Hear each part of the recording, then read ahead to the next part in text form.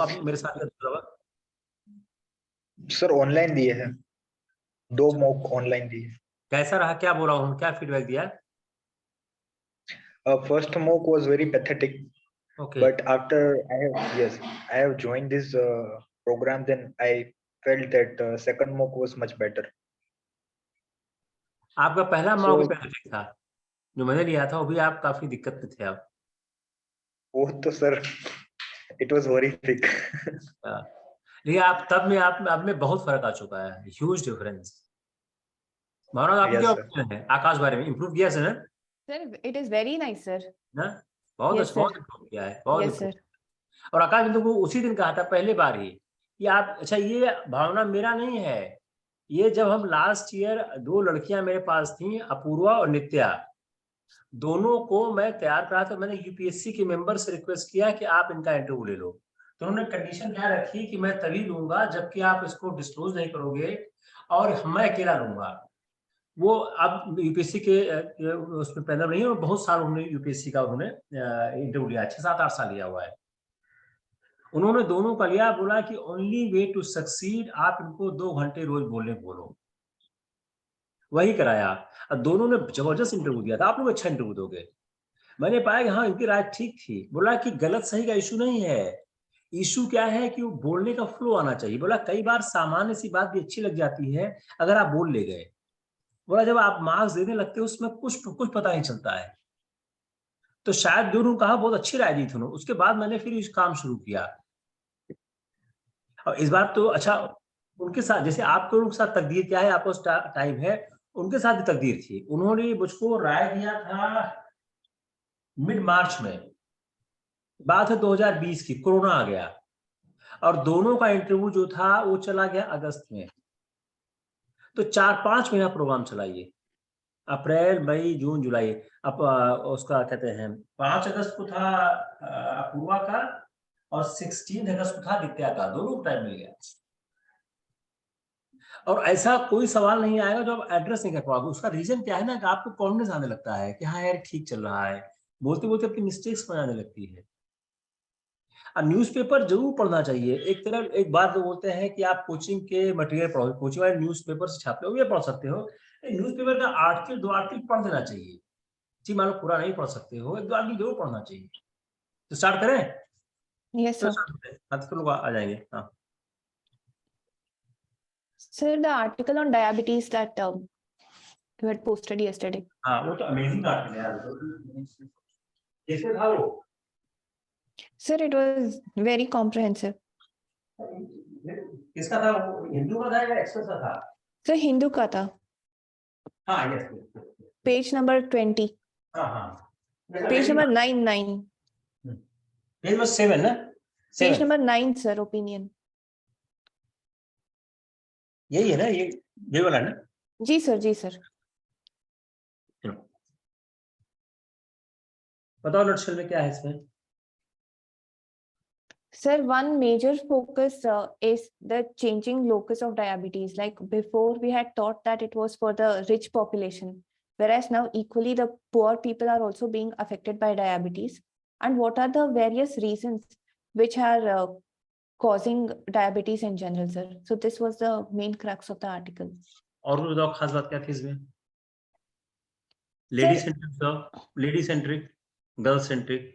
Sir, women-centric, it was the reason why even diabetes is not purely male or female. It affects across all ages and all economic groups also.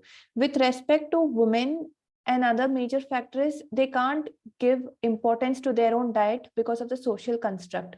So they are, even if they know, if they are aware about their diabetes, they are unable to take any measures to control it. So this is one of the major factors, sir. Education? With respect to education and awareness level also, the ability or the knowledge about the diabetes increases, and people usually take certain steps to control, to keep diabetes in control or in check. When people are unaware about the disease, it is more harmful to them, sir. If you ask me what is the most important part of this article, they said कि you may be in a high income group, but you need to be educated. If you are a high income group and you have no education, you will be suffer from this disease. तो शायद अगर ये देखा जाए तो सबसे बड़ा कहा है कि हाई जो आदमी वेल एजुकेटेड नहीं है, आप इससे सफर करोगे। तो एजुकेशन को इन्होंने बहुत बेहतर ढंग से बताने। अब इस एजुकेशन के पॉइंट को you try to relate with the girl, try to relate करो। Sir, with education should come the awareness and the knowledge of diabetes also, sir. And most of the women. No. आप pointed solve करो। When I ask a pointed, you pointed. You relate this education point with the girl. How the education and girl combination may help to reduce the diabetes. Sir, if more women are educated, then they in turn can understand what are the precautions that they should take when it comes to reducing the incidence of diabetes. So because of the reduced literacy level or the low education in women, Don't use literacy here. Use Yes, education. Yes, sir. Because of low education level among women, they fail to understand the need which they need to take with respect to diabetes. You may add one more angle here. In most of the household, the food is being cooked by the girls only, by the women only. Yes, sir. If they have the proper education, they may take care better on this aspect. Sir, is it not patriarchal norms? Like when we say that, is it not patriarchal norms? Like we are saying that food cooked by girls, so that's why they should be educated. It's a It is a reality. West patriarchal. You see my sentence. In the country, the women are controlling the kitchen. They are making food there. If the girls are educated, then they will see. Then they may take care more of the issue of the diabetes. Very patriarchal in this. Can we change this? Can we say that the kitchen is not being controlled by the girls?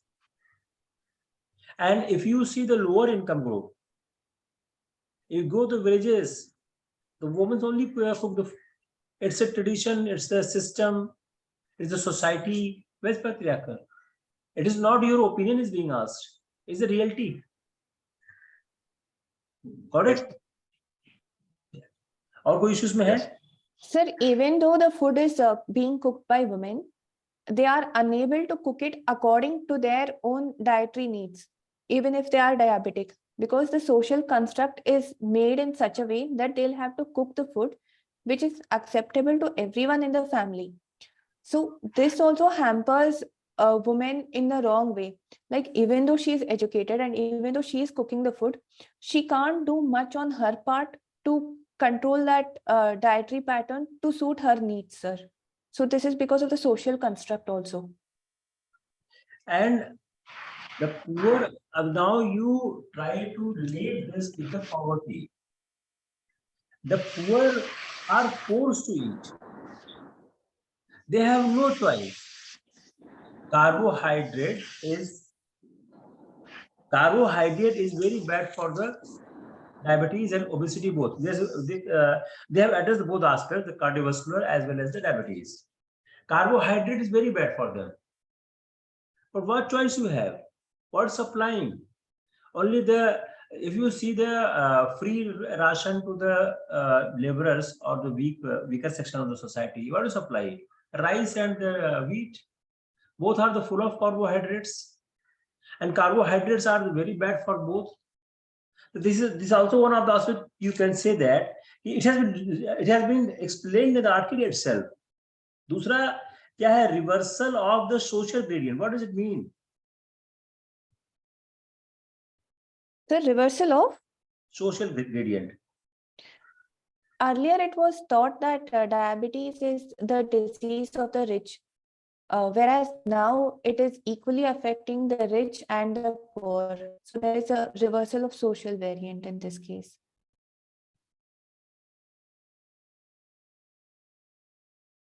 मेरे ख्याल से इतना sufficient है और कुछ इसमें है? Sir, what are the major reasons why we are saying that even the poor or people who are in poverty are also being affected by diabetes? Poor people also affected by Being- diabetes. Yes, sir. Diabetes होती क्यों है? एक तो genetic है, point number 1. Point number 2 क्या है? Obesity है,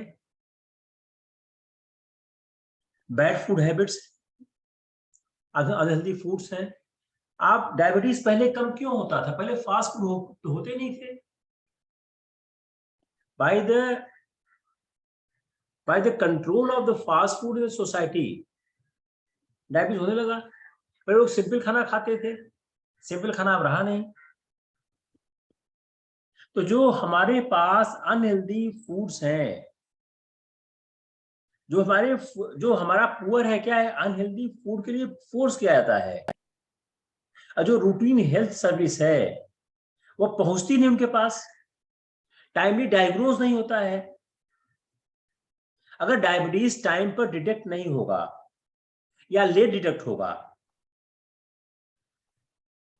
और जब डिटेक्ट हुए तो कॉम्प्लिकेशन कर दे, जिसे H1B1C एक टेस्ट होता है आपको, जो प्री डायबिटीज डिटेक्ट करता है. आपको पता ही नहीं होता लोगों को, वो महंगा टेस्ट है. अब इसको आप वुमेन्स एजुकेशन से जोड़ो, जो उन्होंने खुद ही किया है सर्वे. 17.4% of women who had completed 0 years of schooling were either on medication to control diabetes or had a random blood glucose level higher than 140 mgdl. तो now you attach with the education कि उन्होंने खुद ही सर्वे किया है कि जिन औरतों के पास education नहीं है उनके साथ सब दिक्कत है. और जो करस्पॉन्डिंग फिगर है, the woman who had completed 11th schooling was much lower. तो can education be used as a proxy for awareness about the disease? तो एक डेटा क्या बोलता है कि एजुकेशन, फिर क्या एजुकेशन मैटर करता ही है. अब उस एजुकेशन को उन्होंने जोड़ा है सोशल ग्रेडियंट से, जो नेक्स्ट पॉइंट है तो हम लोग अभी डिस्कस किया है. उन्होंने लिटरेसी की बात नहीं की, उन्होंने एजुकेशन की बात ज्यादा की है कि अगर आप अमीर भी हो, आप वेल एजुकेटेड नहीं हो, तो आपको डिसीज होगी. इस डायबिटीज और कार्डियोवास्कुलर में जो प्रिवेंशन है इज बेटर है. Prevention works more than the any medication. और प्रिवेंशन के लिए क्या है? आपको अर्ली अगर पता लगे, अर्ली जानना ज्यादा जरूरी होता है. Even they have research on the US rural America's पे, वहां भी उन्होंने कहा है वहां पे लोग बहुत ही ओबेसिटी है और बहुत डायबिटीज है. जो 70 साल पहले नहीं हुआ करता था. तो जो अर्बनाइजेशन है ये भी इसे इंपैक्ट डाल रहा है. तो जो हमारे जो पहले क्या होता था, अल्ट्रा प्रोसेस और प्रोसेस फूड नहीं हुआ करते थे. अब पहले लोग क्या है, अब दूसरा क्या है, अगर आप गांव में भी देखें तो ट्रांसपोर्टेशन आ गया. पहले most of the people in the village only walk, there is no. अब ट्रांसपोर्टेशन हर जगह आ गया है. Transportation coupled with the process food, ultra process food.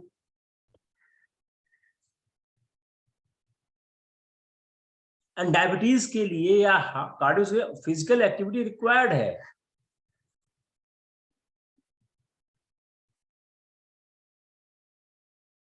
तो बोलेंगे इसका हर चीज का एक सोल्यूशन क्या है? इसमें अवेयरनेस होनी चाहिए, एजुकेशन होनी चाहिए, आदमी को एक्सरसाइज के प्रति सजग होना चाहिए. People should have a more concern with for the exercise. Food habits पे काम करना चाहिए, फास्ट फूड कम खाना चाहिए.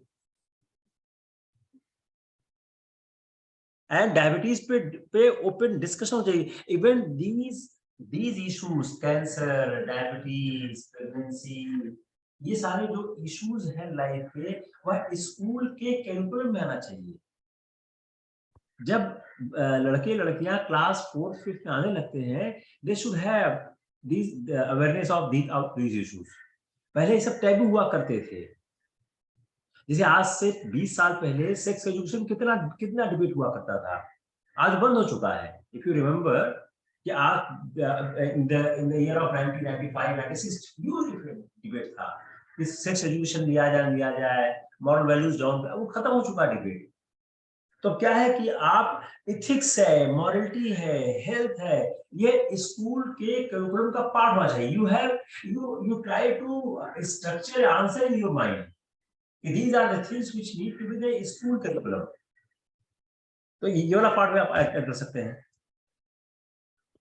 और कुछ? No, sir. Stress and sleep. हाँ, यस। डायबिटीज का बड़ा रिलेशन स्ट्रेस से है। We all have stress. जैसे आप लोग के पास ह्यूज स्ट्रेस है, समय ह्यूज स्ट्रेस है। उसका रास्ता क्या है? जो होना है वो डिसाइडेड है। तुम्हारी रैंक क्या है ये डिसाइडेड है। Only we need to know. आप जहां ये दिमाग में आ जाता है टेंशन, उसी मोमेंट दैट मोमेंट वो 50% चलाता है। हम अपना काम करते हैं, अपना काम फिक्स कर रहे हैं, जो होना होगा होगा। कौन सा बोर्ड मिलेगा, किस दिन मिलेगा, क्या हुआ।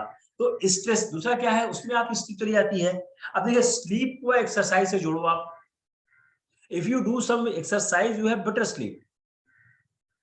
The day I do the long run, मैं सोने मैं चाहे जो कोशिश करूं सो ही जाता हूं। The day I do the interval training in the morning, मैं आके सो ही जाता हूं, मेरे पास हिम्मत ही नहीं बचती है। देयरफॉर द स्ट्रेस पे काम होना चाहिए, एक्सरसाइज होना चाहिए। ये भी अच्छा पॉइंट था। और कुछ? Nothing else, sir. It's enough मेरे ख्याल से। Yes, sir. Next point. Sir, do we go to the articles that you have posted? Leave park to park. कौन सा? Business standards, sir. हाँ, कौन सा बताओ? Shekhar Gupta. Leave हाँ, park to park. अच्छा है वो। हाँ, चलो। Sir, this is in the backdrop of the recent statement by the Pakistani Prime Minister, who said that he has learned his lessons from the India-Pakistan wars which have happened in past, and he wants to have peace with India. Now, this article says that why we should not be very sure, or why we should not trust Pakistan completely again, or why we should not take their hand of peace very seriously. So there are various reasons. So do I go through the entire article and say the reasons, or? आकाश, तुमने पढ़ा article?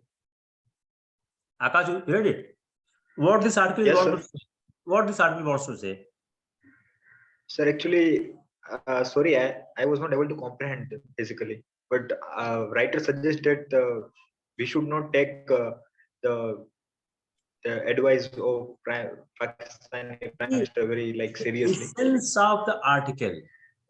So the essence of the article, if I can convey what I have understood, is why Pakistan has been important previously and why nobody is paying heed to Pakistan now. No. Again. Previously. No. Again, what is essence of the article? What one thing article want to say? Sir, जो one आप thing. कह रहे हैं, हाँ, जो आप कह रहे हैं वो essence कुछ और बताओ। Sir, the essence is why India should not trust Pakistan completely and why we should leave the. Again, try. Once more try. Leave park to park. Now try. I'm giving the clue. Leave park to park. Don't believe on the Pakistan. If you try to see the whole article, they said don't believe on the Pakistan. In the past, they have talked like this. Or you say in other words, कि Pak has no local system नहीं, Pak has no sense of talking, Pakistan has no moral. तो what है कि जो बोल रहे हैं आपका कोई कंसर्न नहीं उनसे, छोड़ो उनको। मेरे ख्याल से ये सबसे महत्वपूर्ण बात कहने की कोशिश कर रहे हैं। Yesterday I saw the Shekhar Gupta also. ये सेम चीज कह रहे हैं, ये सेम चीज कि आप पाकिस्तान को छोड़ दिए। अब अभी क्या कह रहा है कि now come on the whole issue. Pakistani Prime Minister has given any statement कि we have fought 3 wars and nothing we are getting. So now we should go on the process of the peace. ये कहना चाह रहे हो। and we Yes, should have the economic cultural ties with the India. Pakistan इस तरह की बात पहले भी कर चुका है. yes, पाकिस्तान इस तरह बात. दूसरा, पाकिस्तान का जो एक इंडिया का जो प्राइम मिनिस्टर बोलता है उसका अपना एक सेंस है, क्रेडिबिलिटी है. पाकिस्तान प्राइम मिनिस्टर कुछ है ही नहीं है, because in the Pakistan there is a multiple agencies controlling this the state. It is not like India. Only one democratic institution could control. Even in that democratic institution, the prime minister is the sole person who speaks, and he has the commitment for his words. Pakistan में कोई commitment नहीं word का. वहां पे al Qaeda भी है, वहां पे एक्सट्रीमिस्ट भी है, वहां पर कहते हैं ISI भी है, military also. आर्मी भी है, और प्राइम मिनिस्टर बहुत छोटी बात है. तो वही कहा है कि जो पाकिस्तान बोल रहा है उससे. अब दूसरे क्या बोलते हैं, पाकिस्तान के पास एक जियोग्राफिक लोकेशन का एडवांटेज था. वो क्या है? What is this? Akash tell me what Pakistan has the advantage of the geographic location. Sir, actually, writer gives the argument that Afghanistan is act as buffer against USSR, but actually I am exactly not able to understand like actually what he wants to suggest. I mean, Bhavana? he says that Yes, Bhavana. Sir, previously there was interest in Afghanistan on both the sides, from the side of US also, from the side of USSR also.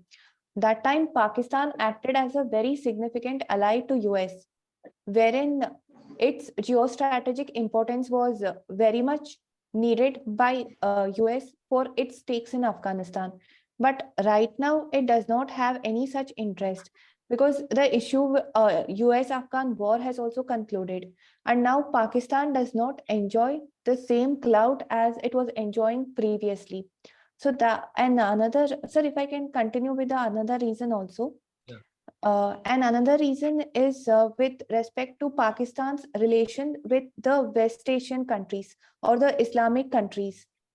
Previously, it had sufficient influence even in the Islamic countries. But now, as India started becoming more closer with the West Asian countries, Pakistan's importance and influence even in OIC and other countries has also reduced. So right now, Pakistan is facing very deep economic struggle. And now it needs aid, it needs financial aid, it needs breathing space also, or somebody to recognize its importance.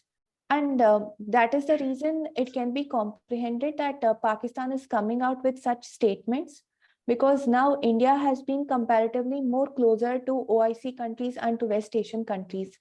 So they don't want India-Pakistan tussle to impact Pakistan's future in any way, sir. So this is what I have understood from the article.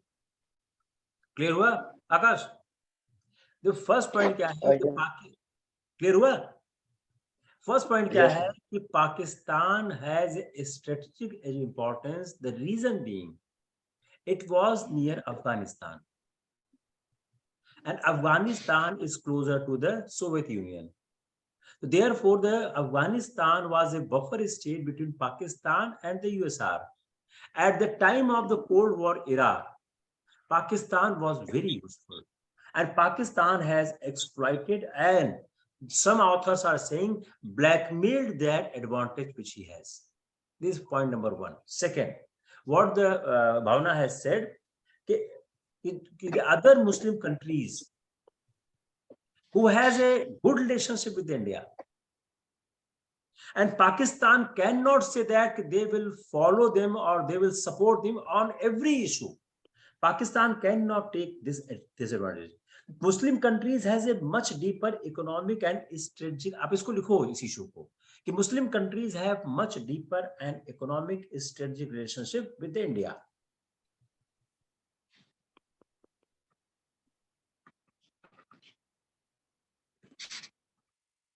Third important point, what he said, he said they have taken a dividing line in 1985. In 1985, Pakistan has started terror as a tool of its policy. And in 1985, the population that was 2/3 richer than that of India, 65% until 1985. This is for a population that was a 2/3 richer than that of India, 65% until 1985. On a per capita gross domestic product basis, उनका यह ज्यादा था। यह समय क्यों choose किया गया कि उस समय पाकिस्तान ने टेरर को इंडिया के खिलाफ इस्तेमाल करना शुरू किया। आज की हालत क्या है? It is about 33% behind and gap is rising. जो इंडिया का जीडीपी है is going almost twice as fast and its population rising at almost half the rate of Pakistan. जो दो चीज लिखी है आप साथ साथ, एक तो इनकम, दूसरा पॉपुलेशन। 33% पीछे हो चुका है पाकिस्तान और गैप लगातार बढ़ रहा है। और जो पॉपुलेशन है वो पाकिस्तान की तुलना में हाफ आगे बढ़ रही है। और यह दोनों कारण राइजिंग गैप दे रहे हैं between GDP. Now you can हम करें इसको, आप एक गोले में बनाओ अपने कॉपी में, इसको आप सर्कल करो या आप बनाओ, कहते हैं एक स्क्वायर के अंदर करो। Then I will tell you how you can use it.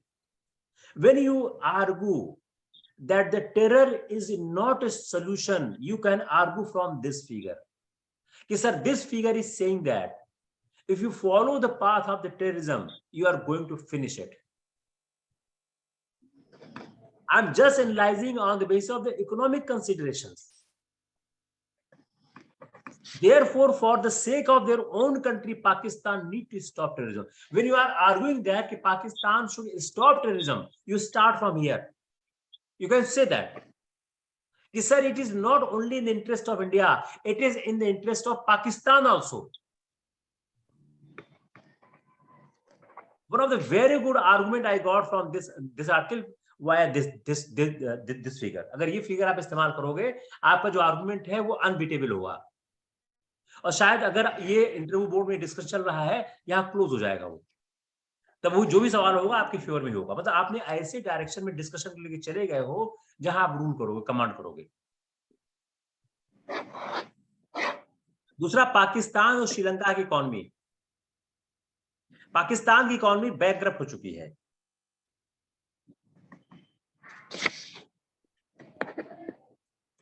Pakistan almost Sri Lanka की तरह का ही है। अब पाकिस्तान को क्या लगता है, जो गल्फ वाले लोग हैं वह ऐसे एक स्टेट को फिनिश नहीं होने देंगे जो मुस्लिम स्टेट है, सुन्नी स्टेट है और न्यूक्लियर पावर है। ये पाकिस्तान की सोच है। लेकिन लोग की the economy of Pakistan is as good as the Sri Lanka, उसी रास्ते पे है। Pakistan will not improve. बोला जिस तरह से चाइना इंटर कर चुका है श्रीलंका, वैसे पाकिस्तान में किया हुआ है। पाकिस्तान से अभी हाल में एक स्टेटमेंट दिया था इमरान खान ने भारत की तारीफ करते हुए कि भारत की फॉरेन पॉलिसी जो चाहते हो कहते हम नहीं कर सकते। क्यों नहीं कर सकते? Because India has the own independence at the time of this global geopolitical situation. India has made an agreement with Russia and taking the cheap crude oil that on the rupee term. To purchase the item in rupee and to purchase the item in the dollar is a huge difference. Huge difference. And I explained to you earlier also, if you are doing a rupee trade, then you are able to sell your own product and it will encourage you to go for your own more export oriented item. It will try to reshape or shape your economic policy, because you know this rupee trade will continue only when I will be able to produce the product which can be purchased by the Russia. If you try to see this cycle, you have more arguments. This rupee trade is giving so many advantages to us. Or in my balance of payment, it will help. Clear हुआ? Yes, sir. आकाश, आप clear हुआ? Clear? Yes, sir. Sir, and another benefit is that we will not be affected by the international currency fluctuations also. Yes. Sir, I have one question regarding India-Pakistan relation. Yes, sure. like what should be our approach to solve the issue with Pakistan? Like for example, Kashmir issue, or like what kind of question I ask about, and how can we address? आप बताओ, आप बताओ, मैं बताता हूँ. चलो आप बताओ, आप हिसाब से क्या होगा? Sir, I think I will start with the statement of Honorable Prime Minister. This is the not the era of war, but the era of peace. So dialogue and diplomacy is the only way. And as China is pursuing very aggressive policy, so we have to also ensure that how we can use our defense resources very effectively. So we cannot afford to uh, get like disturbing relationship with China. So we have to like there is very good progress with regard to ceasefire agreement, which was signed in 2020, and it is continuing till now. So I think we have to, and yeah, we can focus on trade and commerce. So and maybe people to people exchange. So sir, but this seems like very idealistic. My answer seems like idealistic, not pragmatic. So that's why I have asked the sir that what should we? Sir, as India always advocates, we can try to solve the issue by the path of dialogue and diplomacy. But however, when the credibility of Pakistan itself is a very big concern, and in the interest of our territorial security and even the national security also, we should in fact have an aggressive stance when it is required, like how we did respond by the respond to the Pathankot attack with the way of and Balakot airstrikes also. So we should not be very submissive, especially with our neighbors, wherein our own territory or wherein we are attacked. So the protection of our people comes first, sir.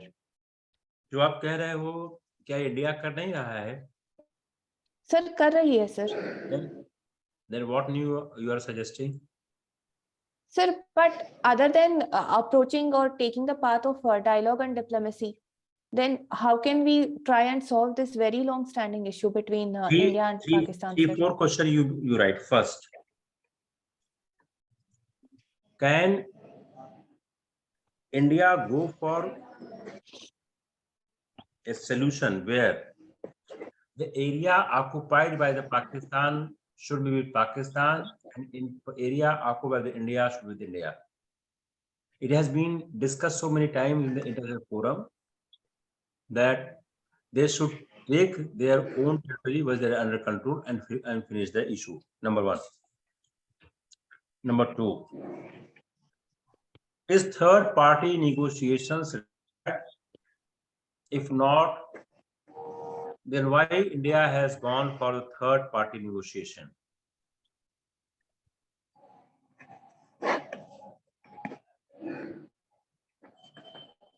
Sir, I did not understand the question, sir. Could you please repeat it? First one or second one?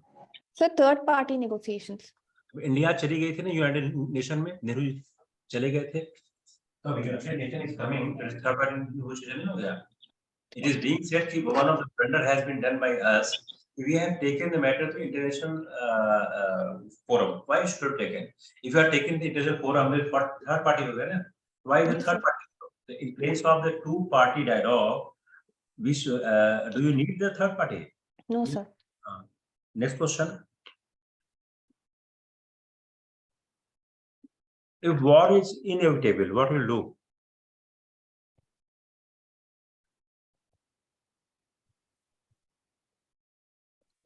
Next.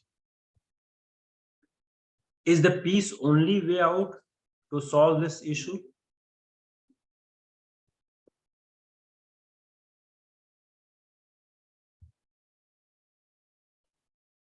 Next. How long this issue will linger on? 75 years have passed. How many years do you think this issue will go on? Advise any solution of this problem. करो answer one by one. First question क्या था?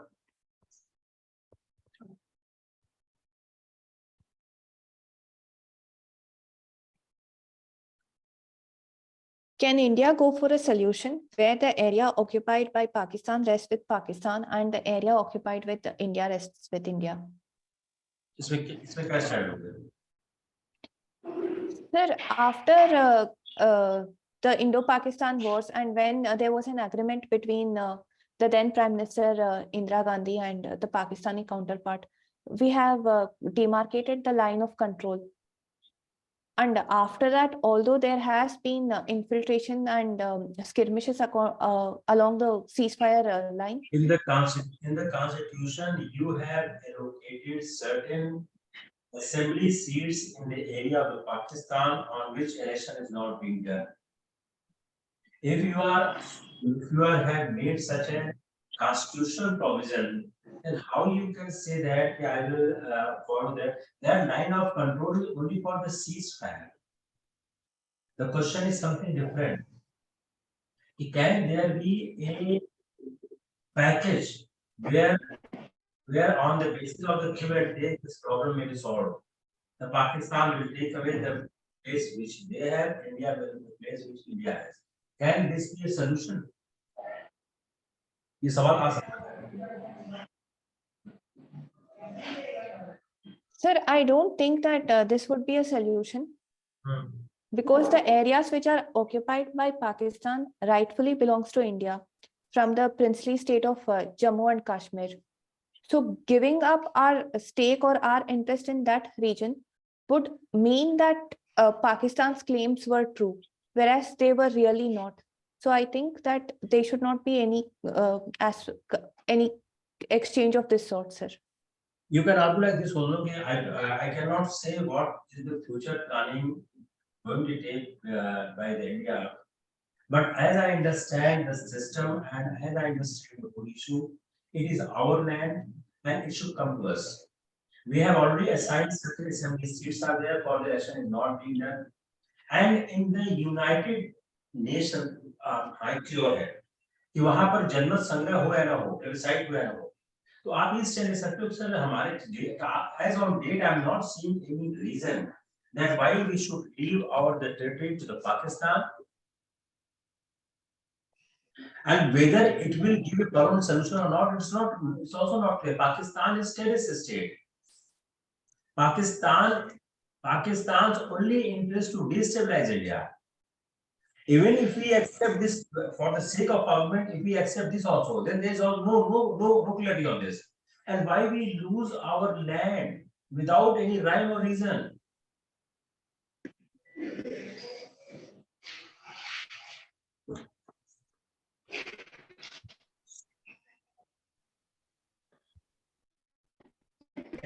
आकाश का कोई और answer हो सकता है? आकाश बताओ. Any other answer? जनमत संग्रह पे होता कि हाँ बोलो. Question sir, please एक बार repeat. क्वेश्चन जो हम लोग पहले क्वेश्चन पे हैं, जो पहला क्वेश्चन हम लोग किया डिस्कस, आपने आंसर किया था. पहला क्वेश्चन क्या था कि क्या हम ऐसी प्रक्रिया को फॉलो करें जिसमें जो हिस्सा पाकिस्तान के पास है वो पाकिस्तान रख ले, जो हिस्सा इंडिया के पास है इंडिया रख ले, इसको हम वंस फॉर ऑल सेटल कर दें. क्या इसके पक्ष में आप हैं? Are you? Yes, sir. I am not a supporter of this stand because it is against the sovereignty and unity of our country. As during the treaty, like instrument of accession signed by the then king, it signed that he wants to join India, and so legally the territory was the part of India after the sign that instrument of accession. So it is the territory of India. There is no any doubt about it. But the Pakistan illegally transgress this territory and try to occupy this land.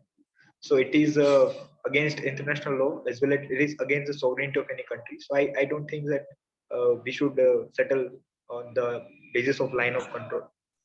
So ये बताने की जरूरत है इस answer में कि हमने treaty किया था, इंस्ट्रूमेंट किया था?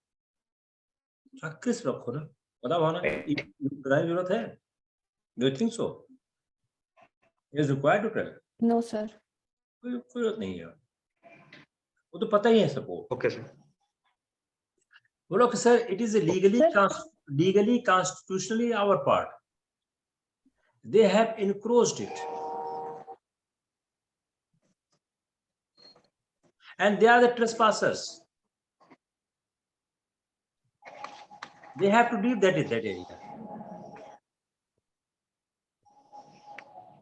As per my Sorry, sir. opinion, They have. they are the trespassers, they have to leave the area. It's our area, and we have provided the assembly seats there. We are not able to conduct elections because they have cash, and they have not given any democracy to that area.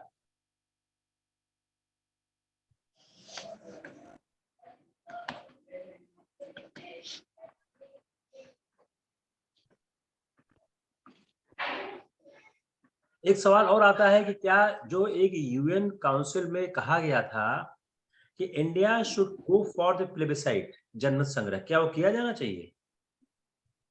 बताओ आकाश, आप बताओ पहले। Sir, actually, I have no opinion on it. Like, I am against it, but I have no argument that how. आप बताओ भावना।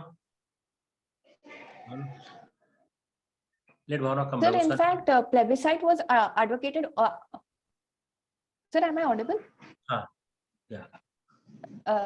Sir, in fact, whatever was recommended by the UN, India's stand was that the plebiscite can only be conducted if Pakistan stops the illegal infiltration of its own terrorists and separatists to that region. So until and unless that can happen, You all need to have a control on the fact.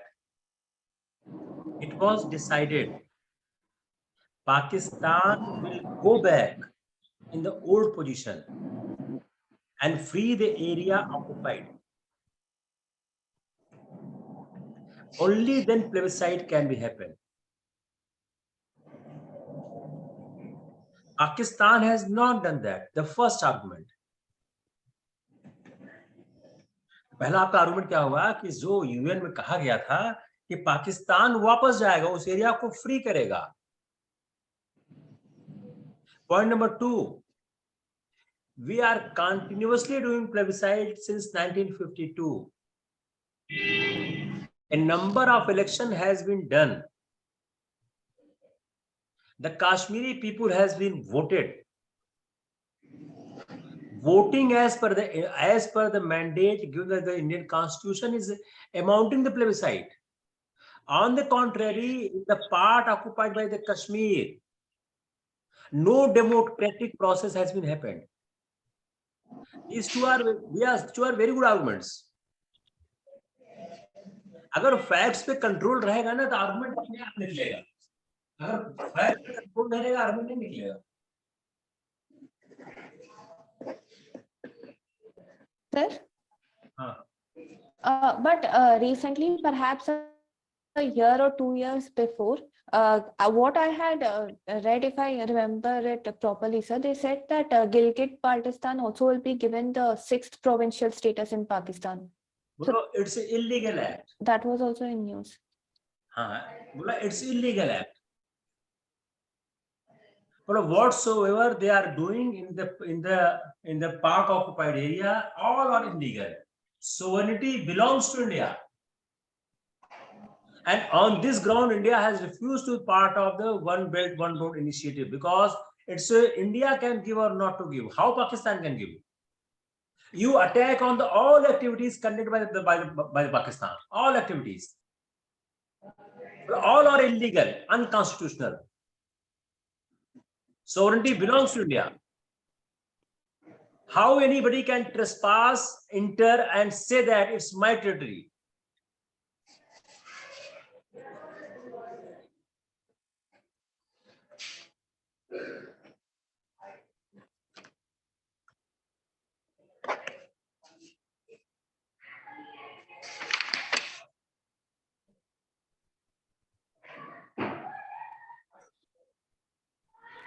Sir, the second question with respect to third party negotiations. Yes. Yes. Yeah, it mistake हुई है. बोला yes. बोला कि it should not have gone. It mistake है. So we will say that it's a bilateral issue between It's bilateral India issue. and Pakistan. India And- Pakistan, only negotiations, if any needed, dialogue needed, only between India and Pakistan. So many countries has offered for the negotiation. China has offered, America has offered. India always say, no, I don't require.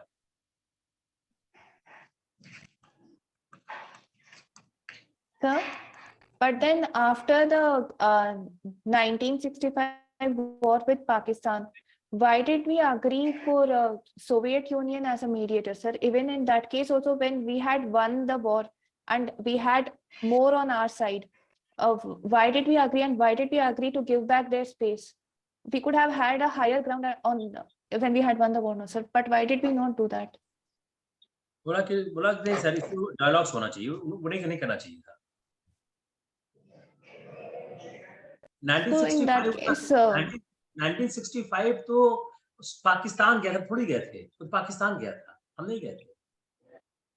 In 1948 हम गए थे. 65 में पाकिस्तान रोने लग गया था. Even in Tashkent agreement. Tashkent agreement क्या गया था? Tashkent. उसमें क्या था, क्या प्रॉब्लम है, पढ़ा उसको. Read once more Tashkent agreement. पढ़ लो एक बार, हम ही पढ़ लेते उसको, याद नहीं आ रहा. So we will discuss the Tashkent agreement separately. Yes, sir. Yes, sir. Next.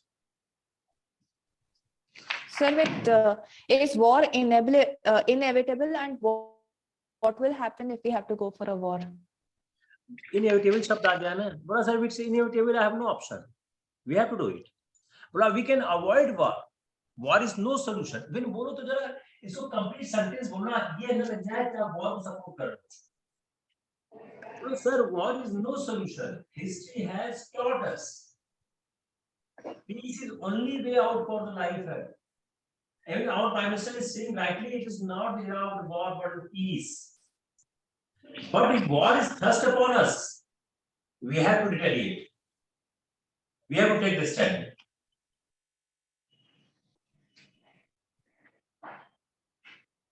We are peace loving, we are not coward.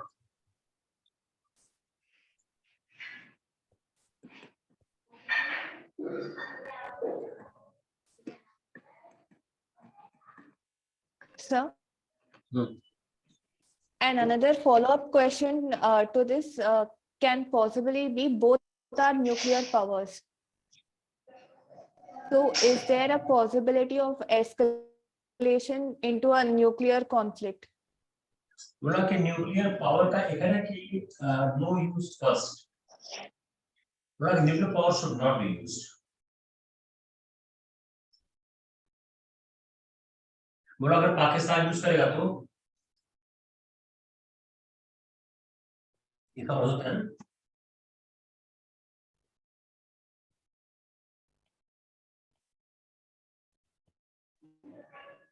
It is unlikely that Pakistan will use nuclear war, because Pakistan knows that India also possesses nuclear war.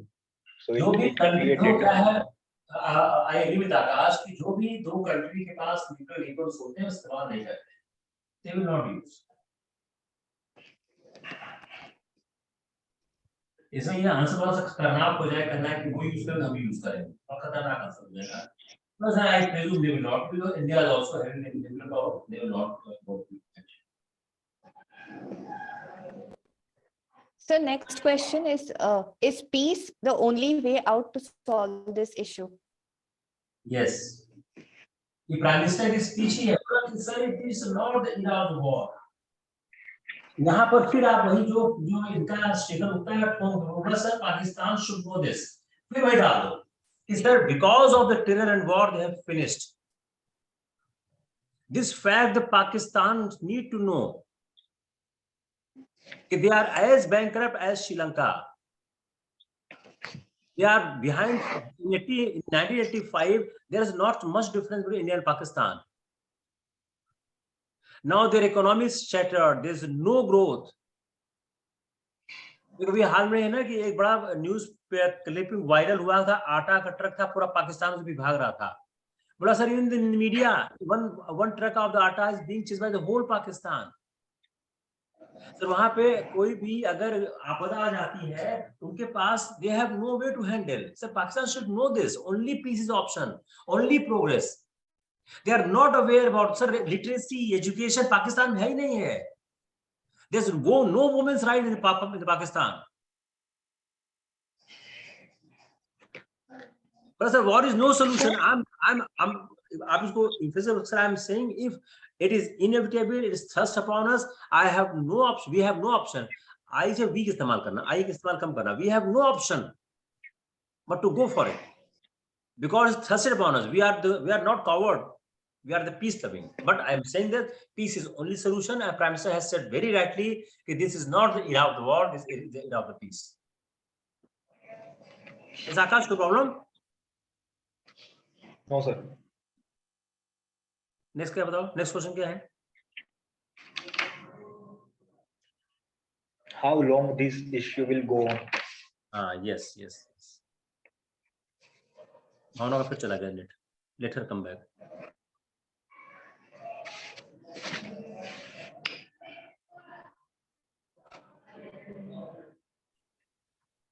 Sir, am I audible? yeah audible, yeah।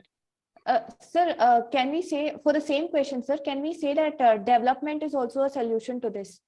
And development will bring peace? Because sir, there is a need to change the mentality of the Pakistan। Pakistan should evaluate and analyze what he got via terror, what he got via terrorism। फिर आप ही बोल देना। It is the raw fact। Pakistan should know it, accept it। Pakistan should work with India, India ready to help। and if Pakistan will work with India, if Pakistan will go on the path of peace, ultimately we are the same nation। by historical accident or historical mistakes we are separated, we do not want to separate, and India does not want to be separated। Sir, in that case, I have another confusion, sir. Recently, when Pakistan faced this floods and even now it's in economic trouble, why did not India send any aid, or why did not India help Pakistan at all this time? Whereas previously we have aided Pakistan. When Pakistan faced an earthquake, in fact, India responded to Pakistan. Again, even with respect to vaccine also, we have responded to Pakistan. But this time India has been completely silent, and it has drifted away from any issues of Pakistan. Why we will help? It's a damaging India day in day out। we are doing a lot of things on humanitarian ground। why we should help? but vaccine is अंदर issue. Vaccine क्या है, जो Covid है वह एक international phenomena है। अगर वो किसी भी एक देश में रह गया तो पूरे विश्व को पकड़ेगा ही पकड़ेगा। the COVID climate change, they can be solved only by the sustained international efforts। you cannot take out one country separate and another country should fight, सबको fight करना होगा, that's another issue। but why Pakistan is expecting any help from India when a day and out working against India? we have helped a number of times to Pakistan। Sir, yes, sir, that is what I did not understand. We have always helped Pakistan, but this time we never thought of helping Pakistan. One thing what I thought आप कैसे बोला of कि sir see the series of the action of Pakistan since 2019। you start from Pulwama, every time they are damaging us, and India is not doing anything against Pakistan। if any action we have taken only because we want to go for the self-defense। we have not adopted any aggressive policy against the Pakistan। sorry sir हाँ बताओ, आप बताओ इसमें कुछ। कुछ ज्ञान इस पे आप भी। Bhavana, Yes, sir. please just summarize the question in 2 lines and then I'll answer. I was driving. Yes, sir. Sir, do I tell it now or do I wait for some time, sir? No, just tell me what is the background and what is your question. Pakistan India बात हुई कि अभी भावना ने सवाल क्या किया कि अभी जब पाकिस्तान में जब एक फ्लड आया तो इंडिया ने मदद नहीं किया, जबकि पहले इंडिया मदद करती थी, क्यों नहीं मदद किया? अच्छा सर, ओके। देखिए सर, जो पहली चीज, the first thing that comes to mind Bhavana is this, that this particular period, which is post pandemic period, it has become extremely a sensitive period so long as India's diplomatic response is concerned. Okay, so diplomatically jo world stage hai, that has become very very sensitive, and India of all things cannot afford to give any mixed messages in terms of where it stands. Number one, if that can be all, that can also be a large the larger canvas. Specifically for this particular flood or calamity, why India has not helped Pakistan will require a little bit more of a study from my side, but it appears that maybe because right now the state, when state is considered to be adequate, the Pakistani state is considered to be adequate to take care of its natural disaster. तो वो state management का issue है ना, इसमें तो ये pandemic से इसको कंपेयर नहीं किया जा सकता है, ये तो लोकल और स्टेट मैनेजमेंट मिसमैनेजमेंट का इशू है मोर और लेस। तो उसमें फिर उस वो लेवल का जो इन्वॉल्वमेंट है इंडिया का वो बनता भी नहीं है। फ्लड वगैरह जो है वो उतना पैन नेशनल या पैन ग्लोबल इश्यूज नहीं है। So that might be an ideological platform to defend it कि इंडिया ने क्यों नहीं हेल्प किया। लेकिन जो larger canvas समझ में आता है वो ये है कि this is not the time to give any mixed messages. We are in very vulnerable state of diplomacy right now. So बहुत ही carefully और calculated आगे बढ़ना पड़ेगा। That I think शौर का आंसर ऑलमोस्ट वही था जो हमने कहा, वही था ऑलमोस्ट। Yes. और कुछ issue?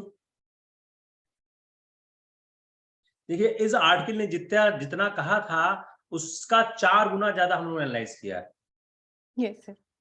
This is the beauty of the whole process which we are undertaking. Now you are very comfortable to answer any question of India Pakistan, any question. Sir, one more question, the last question that we had in this. How long will this issue linger on? ये बड़ा interesting सवाल है। बोले sir हम तो 1947 से ही चाह रहे हैं, जब पाकिस्तान चाहेगा इशू सॉल्व हो जाएगा। It is only the cooperation and the will of the Pakistan. If Pakistan wants to solve, they can solve any time. फिर पूछेंगे आप कोई estimate बोला, सब कोई ज्योतिषी तो मैं हूं नहीं, so I can't say, but India is trying very hard to solve this issue. Wherever the Pakistan, when Pakistan stop its terror mentality, its terrorist attacks, ये solve हो जाएगा। Yes, sir. Next up. Hence a solution. क्या solution? Solution of this issue. एक ही solution है, Pakistan has to leave the area.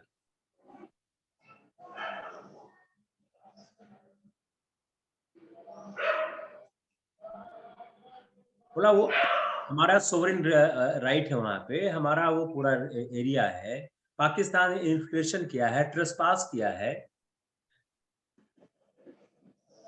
Pakistan पे दबाव होना चाहिए फ्रॉम ऑल वर्ल्ड फोरम, दबाव डाले इसमें। हमको ऐसी अपनी विदेश नीति करनी चाहिए, ऐसा हमको विश्व को ऐसा कन्विंस करना चाहिए कि from all side there should be pressure on Pakistan. हम ऐसा जनमत पूरे विश्व में बनाए कि हर कोई पाकिस्तान से कहे कि you are doing a wrong thing. हमको मैसेज देना चाहिए इस तरह का, हम ऐसा मैसेज दे भी रहे हैं। चलो नेक्स्ट आर्टिकल, नेक्स्ट क्या है इसमें? Sir, the exit of China checks it in parts. ये चाइना? Yes, sir. ये इंडिया के लिए बड़ा अच्छा आर्टिकल है इंडिया के लिए। If we are able to attract the investment from China to India. Yes.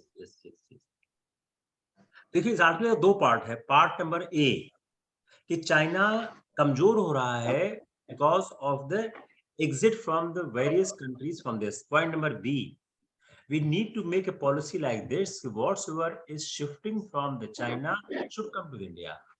So we need an aggressive economic and foreign policy here. हम इस बात से लोगों को कन्विंस कर सकें कि हमारे यहाँ ऐसी परिस्थितियां मौजूद हैं कि आप मेरे यहाँ निवेश करो। तो विश्व में एक ऐसा माहौल बनाना पड़ेगा कि इंडिया के पास एडवांटेज क्या है? एक बड़ा बाजार है। तो इंडिया के पास बहुत बड़ा एडवांटेज है for attraction of the investment. एक big market, second cheap labor, third geography, availability of raw materials.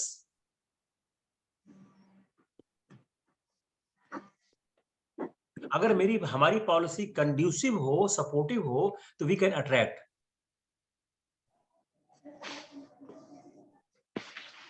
एक तो आप लोग इस आर्टिकल से वो 3-4 चीज नोट कर लीजिएगा कि कौन कौन वहां से हट रहा है। तो अगर आप आंसर इस पे करोगे, अगर याद रहेगा तो आंसर क्या है? ब्यूटीफाई हो जाएगा। और ये ट्रेंड लगातार एक्सेलरेट कर रहा है। 135 कंपनी मूव आउट हुई हैं चाइना से जस्ट लास्ट ईयर। और वो सेक्टर क्या क्या है? Semiconductors, motor vehicles, appliances, clothes. अगर आप उस सब इंडिया के अट्रैक्टिव है। मोटर व्हीकल्स का इंडिया में ह्यूज स्कोप है। आप देखो जो हमारी मोटर बाइक इंडस्ट्री कितनी स्ट्रांग है यहाँ पे।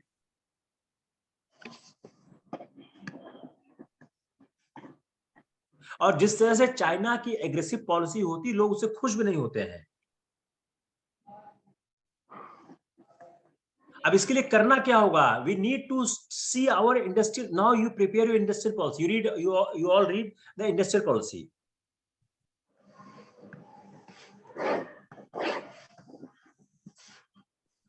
हमारा कंसर्न क्या है इस समय? जो हमारी इंडस्ट्रियल पॉलिसी कंसर्न क्या है? National security, supply chain vulnerabilities and political tensions. तो अपने को ऐसी हम अपनी इंडस्ट्रियल पॉलिसी बनाएं कि शिफ्टिंग आसान हो जाए, शिफ्टिंग हमारे फेवर में हो।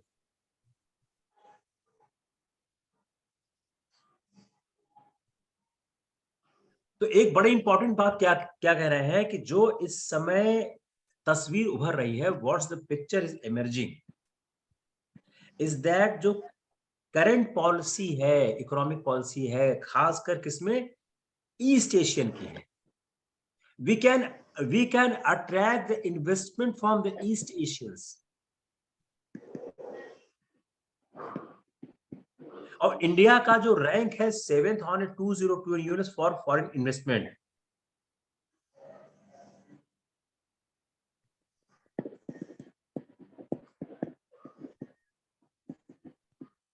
यह बहुत ही ऐसा नहीं है कि चाइना का यहाँ चाइना जो शिफ्टिंग होगी यहाँ हो ही जाएगी। अब इंडिया करे क्या? इंडिया अपने को इंटीग्रेट करने की कोशिश करे विद ईस्ट एशिया। कैसे करे? जो रीजनल ट्रेड अरेंजमेंट्स वो करे, लोअर टैरिफ्स करे, और अपने क्वालिटी ऑफ वर्क फोर्स को इंप्रूव कर। भाई क्वालिटी ऑफ वर्क फोर्स से आप अटैक करिए एजुकेशन सिस्टम पे। हमारी जो एजुकेशन और शिक्षा हो वह रोजगार परक हो, स्किल डेवलपमेंट पे काम करिए आप। कर हर एक चीज को अगर पकड़ो तो यू कैन एम्प्लीफाई बेटर। कि आपकी क्वालिटी ऑफ वर्क फोर्स अगर अच्छी होगी, quality of work force is one of the very boosting element for the foreign investment. For that, you need research to understand which industry, which sector, which type of the workforce required, and you try to include your curriculum, your education, those type of the things. तो शिक्षा को रोजगार पर करने से साथ हम लोग शिक्षा को औद्योगिक घरानों से जोड़ा जाए, औद्योगिक संयंत्रों से, बाय द इंडस्ट्रियल सेक्टर से जोड़ते हैं। आपने 4 चीज आपने यहाँ पे आपने नोटिस की। क्या क्या नोटिस किया आपने? Motor bike, computer chips, semiconductors, clothing. 4 चीज नोट किया इन्होंने। Yes sir. अब इन चारों चीजों को किस तरह की इसमें हमको स्किल डेवलपमेंट की आवश्यकता है, कैसे स्किल्ड मैन फोर्स चाहिए, इस पे काम करिए। तो now you are relating this East Asian crisis with your education policy also. How we may work on our education policy so that our workforce quality may improve.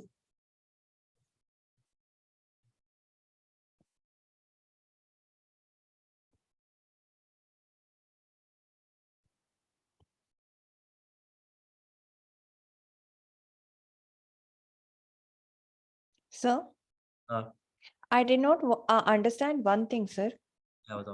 In this it says that there are companies and there are sectors which are moving out of China into much better places. But again, it makes a statement that none of this should be taken to mean the abandoning of China as a production base or as a market. The foreign direct investment into China actually increased in 2022. Germany's BASF is relocating to China. So how can we interpret it that all the countries or all the industries will एक तो क्या है, ये जो बात करें basically जो east कहते हैं अपने ईस्ट एशियन कंट्री की है, तो चाइना में ऐसा नहीं है कि इसके वजह से चाइना खत्म ही हो गया है। जर्मनी ने तो किया ही किया है ना। वहां चाइना को सिर्फ यही 4-5 देश कोई चला रहे हैं। चाइना तो वर्ल्ड वाइड कर रहा है ना। व्हाट इज सेइंग कि चाइना ऐसा नहीं है कि इनके हट जाने से चाइना खत्म हो गया है। ये ट्रेंड दिख रहा है, इसका हम फायदा उठावें। Yes sir. चाइना बहुत स्ट्रांग नेशन है। चाइना ने इतने सालों की मेहनत के बाद यहाँ तैयार किया है, दिन खत्म नहीं हुआ है धीरे वो। और इसका भी कोई ना कोई काउंटर निकालेगा वो। They work very hard for this aspect. Once we should appreciate our enemy also because it gives the chance to improve. जब अपने कंपटीटर को हम लोग कहते हैं अप्रिशिएट करते हैं, तो हम उसको कहते हैं अपने को इम्प्रूव करते हैं।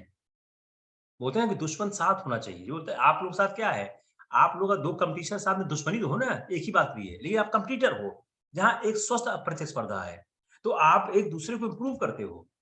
आप 2 इक्वल लेवल के, जैसे बोलते हैं कि बैडमिंटन में, टेनिस में कभी कमजोर प्लेयर से मत खिलाओ। जितनी लड़कियां खेलती हैं वो लड़कियों के साथ कम खेलती हैं, वो लड़कों के साथ ज्यादा खेलती हैं। क्यों? लड़कों के पास स्टेमिना ज्यादा होता है तो वो इम्प्रूव करती है।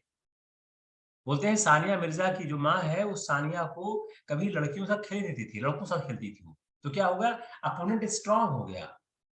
जब अपोनेंट स्ट्रांग होता है तो आप इम्प्रूव करोगे। आप अपने से कमजोर प्लेयर के साथ खेलोगे तो आप नीचे जाओगे, वो इम्प्रूव करेगा। बेहतर खेलोगे, आप इम्प्रूव करोगे। तो अगर आपका कंप्यूटर स्ट्रांग है, आप उसे कंपटीशन करो, आप इम्प्रूव करोगे। और कुछ इसमें? No sir. Bhavana, Yes, sir. I would also like to just interject on a few points.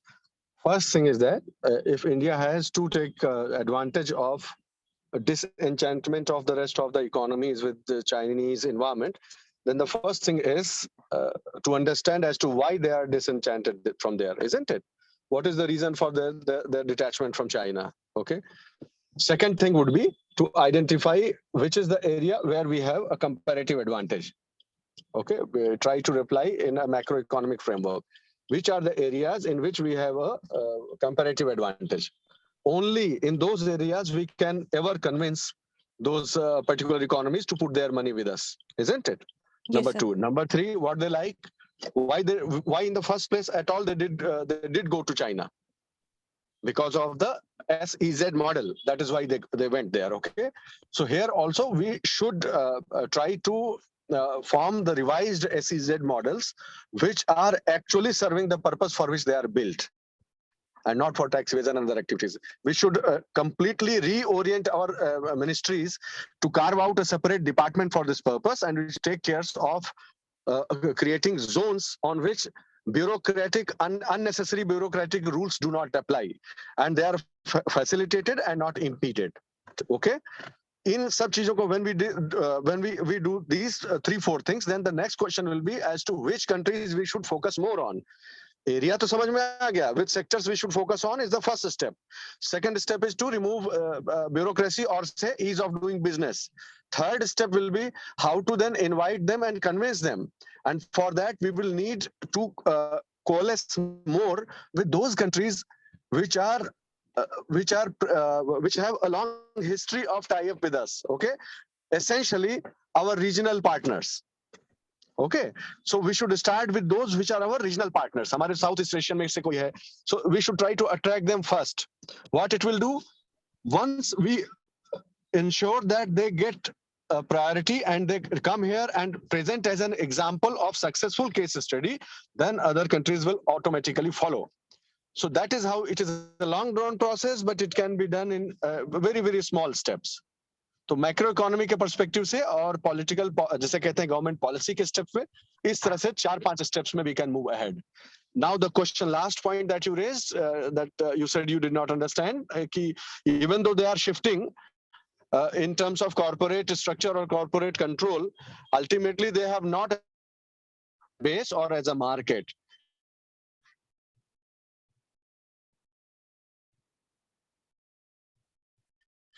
Sir, you are not audible, sir.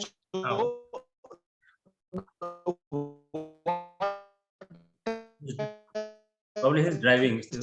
Yes. What has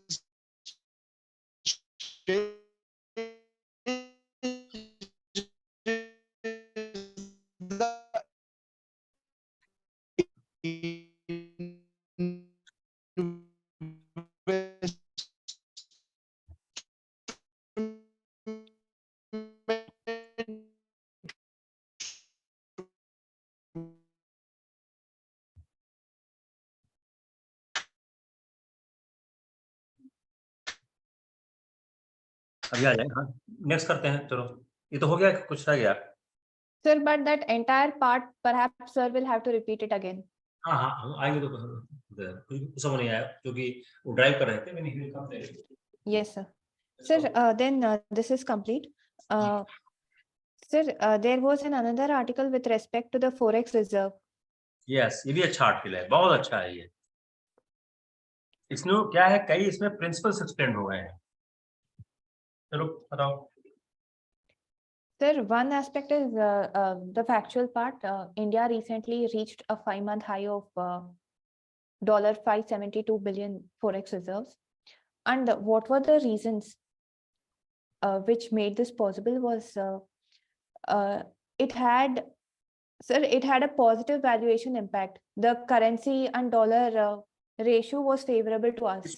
इसको आप 3 चीज लिखो. पॉइंट नंबर ऑफ वैल्यूएशन लिखो कि हमारा जो फॉरेक्स रिजर्व है, इससे एक आंसर आपको और मिलेगा कि फॉरेक्स रिजर्व हाई और लो किस किस तरह से होता है. मतलब इफ मैं इस आर्टिकल को निकाल भी दूं तो कौन होगा. पहली बात क्या है, वैल्यूएशन. वैल्यूएशन कैसे होता है, जब डॉलर वीक होगा तो हमारा रूपी स्ट्रांग होगा. दूसरा, purchase of American currency by the RBI. बहुत सिंपल कॉन्सेप्ट, लोग कई बार डिस्कस कर चुके हैं इसको. Yes, sir. Third, dollar weak कैसे हुआ, inflation in the US economy.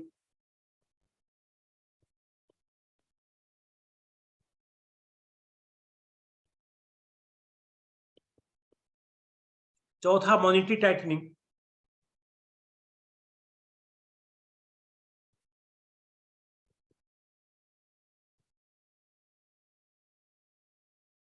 अब इससे और क्या हो गया, जब हमारा वैल्यूएशन बेहतर हो गया, हमारा बैलेंस ऑफ पेमेंट इंप्रूव कर गया. बस ये 5 पॉइंट था.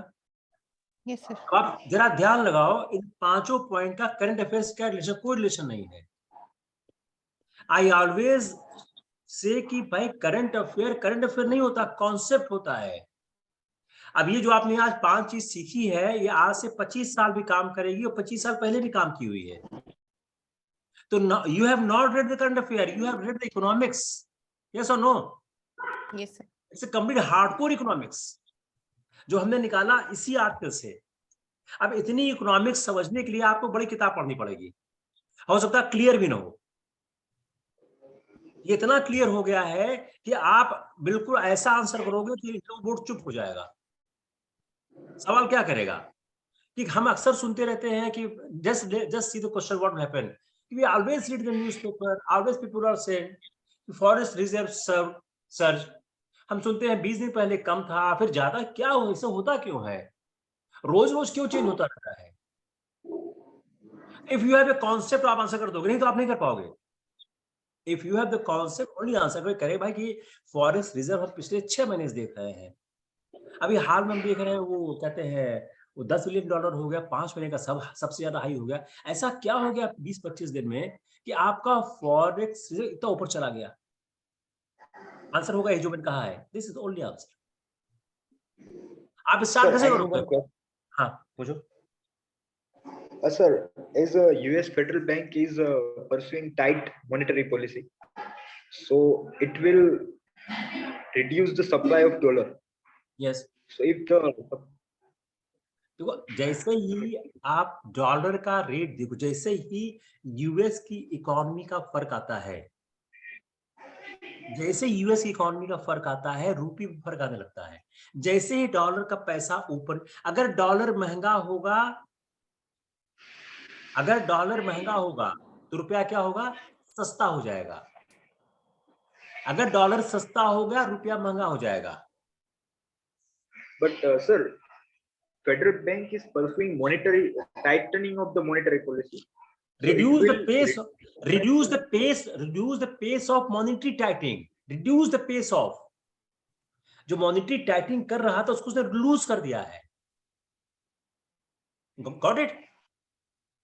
But still, sir, it is pursuing tightening policy, na? So it will reduce the pace of tightening. जिस तरह उसे टाइट कर रहा था उसने उसको धीमा कर दिया। जो इंटरेस्ट रेट लगातार ऊपर जा रहे हैं तो उसमें रिडक्शन होने लग गया।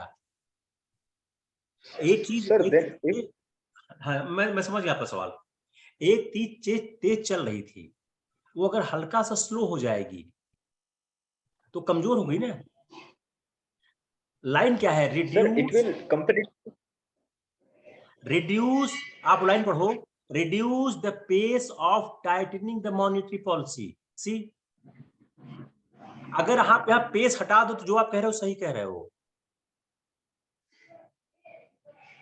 Sir, still I have one doubt. Like, reduce the pace of tightening of monetary policy, then it will reduce the pace of strengthening of dollar. But dollar will strengthen because federal bank is pursuing tightening policy and not like expansion. देखो dollar strengthen कैसे होगा? जब आप So because जो federal reserve rate है, उस federal reserve rate से dollar impact होता है। जब मॉनेटरी पॉलिसी आप टाइट करते हो, क्या करते हो आप? मार्केट की लिक्विडिटी कंट्रोल करते हो। जब मार्केट की लिक्विडिटी आप कंट्रोल करते हो तो क्या होता है? आपका जो पैसा है उसकी वैल्यू बढ़ती है। तो जब आपके डॉलर की वैल्यू बढ़ेगी तो रुपए की वैल्यू घटेगी, डॉलर की घटेगी, रुपए की बढ़ेगी। तो जब आपने मॉनेटरी टाइटिंग को आपने लूज जो टाइट कम कर दिया तो क्या है? डॉलर नीचे आने लगेगा। तो मैं फिर से रिपीट करूं, देखो नहीं clear? Bhavana is clear? Yes sir. Akash फिर से ट्राई करूं मैं? चलो मैं फिर से ट्राई करता हूं। जो किसी देश की अर्थव्यवस्था है उसमें मॉनेटरी पॉलिसी क्या करती है? वह जो इंटरेस्ट रेट है, जो रेपो रेट है, फर्क क्या लाता है कि वह इंटरेस्ट रेट आपकी टाइटनिंग करता है। बढ़ा दोगे तो मार्केट टाइट होने लगता है। तो जब आप लगातार टाइट करते जा रहे हो, उस पेस को आप स्लो करोगे तो लिक्विडिटी का फ्लो बढ़ेगा। जब आप इंटरेस्ट रेट कम करोगे तो लिक्विडिटी का फ्लो बढ़ेगा ही बढ़ेगा। तो जैसे उन्होंने उसको पेस को उन्होंने स्लो किया, रिड्यूस किया, उसी से जैसे फेडरल रिजर्व ने उसके पेस को स्लो किया, उसका फर्क आने लग गया। आई think it's clear? yes sir. Sir, one very basic question which I never understood is that now RBI will always formulate its interest rate policies or anything keeping in mind what the Federal Reserve is doing. Because most of our forex is also in dollars, or even the international trade is in dollars. So whatever is happening or whatever are the policies of the Federal Reserve, that will have an impact on our balance of payments. So is this the only issue, or is there any other reason why most of RBI's policies they will be taken in accordance to what is the federal bank's policies? ये जो अपना currency issue है, यह international issue है. Unless until you take care of the other country's initiative or action, you cannot perform better. आपको उसका ध्यान रखना ही पड़ता है. इसीलिए जब कई लोग बोलते हैं, कोई एक सेट ऑफ इकोनॉमिक्स बोलते हैं ना कि आप अपने रूपी को बिल्कुल कंट्रोल मत करो, छोड़ दो, जैसे मार्केट ले आना चाहता है, वो पॉसिबल नहीं हो पाएगा. तो जैसे ही विश्व की अर्थव्यवस्था मूव करती है, वैसे आपको सिंक इन करना पड़ता है. क्या है? After globalization world has become a village. एक जगह की घटना दूसरी जगह को प्रभावित करती है. तो अगर आप उसका ध्यान नहीं रखोगे, बिकॉज हर चीज एक्सपोर्ट इंपोर्ट में लगी है, हर चीज का एक्सचेंज होता है, उसमें करेंसी का इन्वॉल्वमेंट होता है. तो एक करेंसी की दूसरी करेंसी से सिंकिंग करनी पड़ती है, जो बास्केट ऑफ करेंसी जो करनी पड़ती है. हाँ बोलो. Sir, I have one question. Yeah. Should we explore for single international currency? Like, can we explore like one single mode of exchange in international domain? Dollar already established है. Dollar already established है. जो dollar है already established है. Dollar से हम sinking करते हैं, क्योंकि सारे आप देखो, जो अमेरिका सैंक्शन का मतलब क्या होता है कि आप ट्रेड डॉलर में नहीं कर पाओगे. डॉलर ट्रेड होता ही हर जगह. Dollar is the primary unit. इसलिए बोलते हैं अमेरिका की जो सबसे बड़ी स्ट्रेंथ है, क्या है? डॉलर है. उसका biggest strength of America is dollar. Sir, if question being asked in that way, like, should we adopt all the countries like mode of exchange is dollar, like, then there will be no issue of like this. ऐसा नहीं हो सकता. ये नहीं हो पाएगा. वो एक जो सिस्टम फिट है, जो बास्केट ऑफ करेंसीज है, 4 जो करेंसी है उस बास्केट में, उससे वो स्टैंडर्डाइजेशन होता रहता है. पूरा स्टैंडर्ड है. आप क्या करो, आप लोग सर्च करना, मैं आपको एक होमवर्क देता हूँ कि how the currency is being monitored. जो आप करेंसी ऑफ बास्केट से आप लोग सर्च करके इसको आप लोग चेक करना, आंसर मिल जाएगा.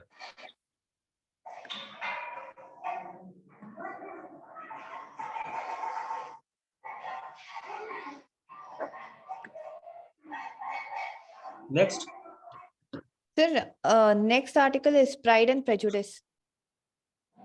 वो छोटा आर्टिकल है, शायद एक्सप्रेस में है ना वो. Yes, sir. Editorial page by Faizan Mustafa. Yes. देखो, इसमें सिंपल सी बात क्या है कि कॉलेजियम सिस्टम ने एक गे ट्रांसजेंडर व्यक्ति को उन्होंने एक गे व्यक्ति को उन्होंने सुप्रीम कोर्ट के जज के लिए रिकमेंड किया. उस व्यक्ति ने Delhi high court for supreme court, Delhi High Court, sir. As a judge of the Delhi High Court. Delhi high court के उन्होंने रिकमेंड किया. अब उसके बाद इशू क्या आ गया कि वह व्यक्ति होमोसेक्सुअल है, और उसने ओपनली इस बात को एडमिट किया कि जो उसका पार्टनर है वह एक स्विस आदमी है. उसके बाद ये सवाल खड़ा हुआ कि क्या ये नेशनल सिक्योरिटी को प्रभावित करेगा या नहीं करेगा. तो एक रिपोर्ट भी आ गई कि नेशनल सिक्योरिटी को प्रभावित नहीं करेगा. रॉ ने ऐसा कुछ दिया, मतलब रॉ ऐसा कुछ बता नहीं पाया है कि नेशनल सिक्योरिटी को प्रभावित करेगा. अब उसके बाद जो एक सवाल जो था, what is natural, what is unnatural. Basically it is a lot with the natural and unnatural sex. तो जो जस्टिस चंद्रचूड़ का जो क्वेश्चन रेज किया है, what is natural and what is unnatural, और इस कैटेगरी को कौन डिसाइड करेगा. और कोर्ट ने इसको एक्सपेंड किया the ground of under article 15. जो आपका आर्टिकल 15 है जिसमें जॉब की बात कही जाती है, उसको उन्होंने किया, और सेक्सुअल ओरिएंटेशन की बात की उन्होंने कि डिस्क्रिमिनेशन ऑफ सेक्सुअल ओरिएंटेशन पे नहीं कर सकते. आप इंपॉर्टेंटली ध्यान रखना इसको. आर्टिकल 15 में जो सेक्सुअल ओरिएंटेशन की बात की गई है,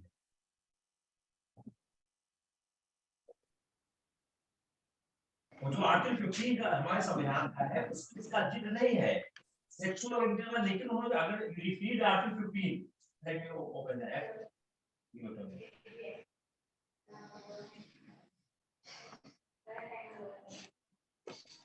provision of discrimination on account of religion, race, caste, sex.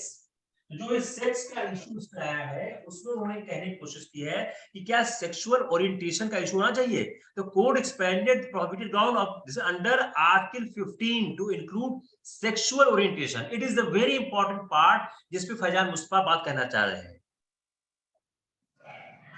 अब एक बात और कही जा रही है कि कोर्ट ने, अभी ऐसा हो क्यों रहा है, बोले कोर्ट ने जानबूझकर एक ऐसा इशू टच किया जिसमें लिबरल्स का उनको सपोर्ट मिले।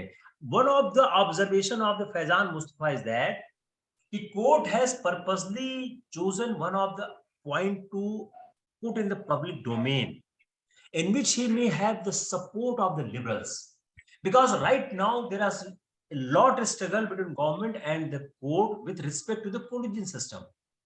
Now the court has played his card saying that with the presumption that कि जो एक सोसाइटी में लिबरल सेक्शन है वह सेक्शन उनको सपोर्ट करेगा, और जो कोलिजियन सिस्टम के क्रिटिक्स हैं they also support the court on this issue. और ये जो इसके अगेंस्ट में क्या है कि जो सेम सेक्स मैरिज है वह इंडियन नेशनल कल्चर के अगेंस्ट है, और मुस्लिम जो क्लर्जी हैं और क्रिश्चियन हैं वो भी ऑन सेम पेज है। तो जो प्राइड एंड प्रेजुडिस की बात अगर हम इस आर्टिकल को पूरे देखने की कोशिश करें तो कॉन्स्टिट्यूशनली वन इशू क्या दिख रहा है, article 15 in which sexual orientation is being used. Point number 2, who will decide what is natural and what is unnatural?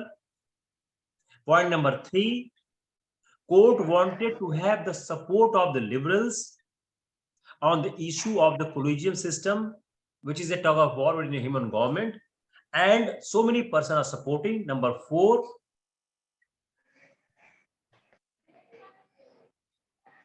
same-sex marriage is against the Indian culture and is supported by Muslims also.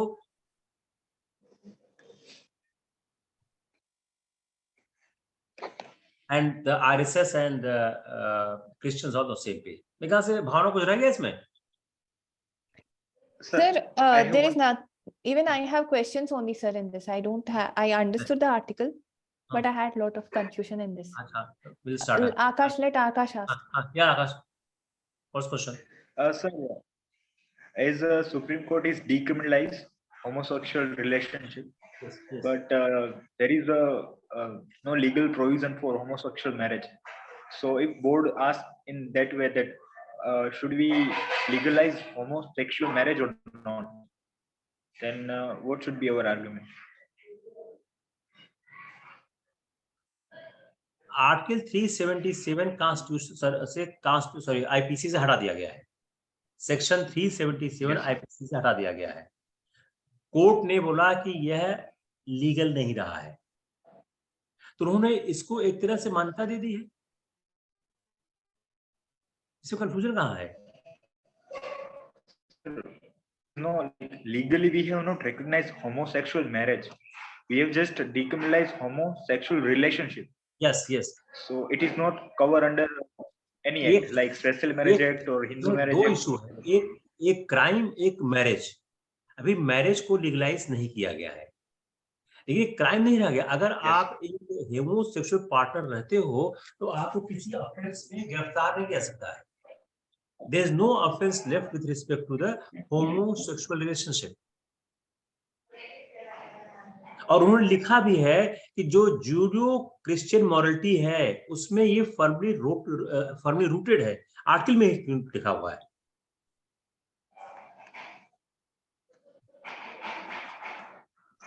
और even ancient India भी ancient India भी इसको, इस sexual choice को look down नहीं करता है। और मोहन भागवत का स्टेटमेंट भी कोट किया है कि राइट ऑफ एलजीबीटी जो क्यू कम्युनिटी है उसके फेवर उन्होंने बात कही है। अगर आप देखें तो जो वह पार्टी जो इस समय जो आरएसएस है, जो सरकार के साथ का एक संगठन है, वह भी इनके साथ आ गई है इसमें। और यहाँ पर जो सारा इशू है, यह कोई इशू इस पे खड़ा नहीं हो रहा है कि that person is going to marry. Issue क्या हो रहा है कि you cannot deprive a person from becoming a judge only because he's homosexual. Try to understand the finer point here. Here is the issue is not that he's going to marry or not to marry. No, this is not an issue. The issue is the job. Article 15 is applied here. कि judgeship is a job. क्या किसी आदमी को इस बात के लिए आप डिनाई कर सकते हो because he is homosexual? Suppose there is three sex, male female homosexual.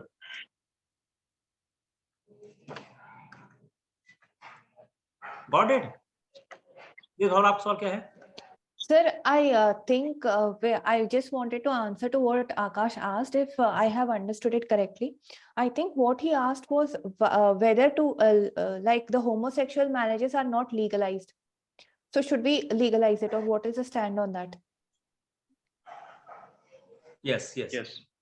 So sir, what in my opinion, I think homosexual marriages, their legalization would be the natural progression of decriminalization of section 377, which has been done by the court.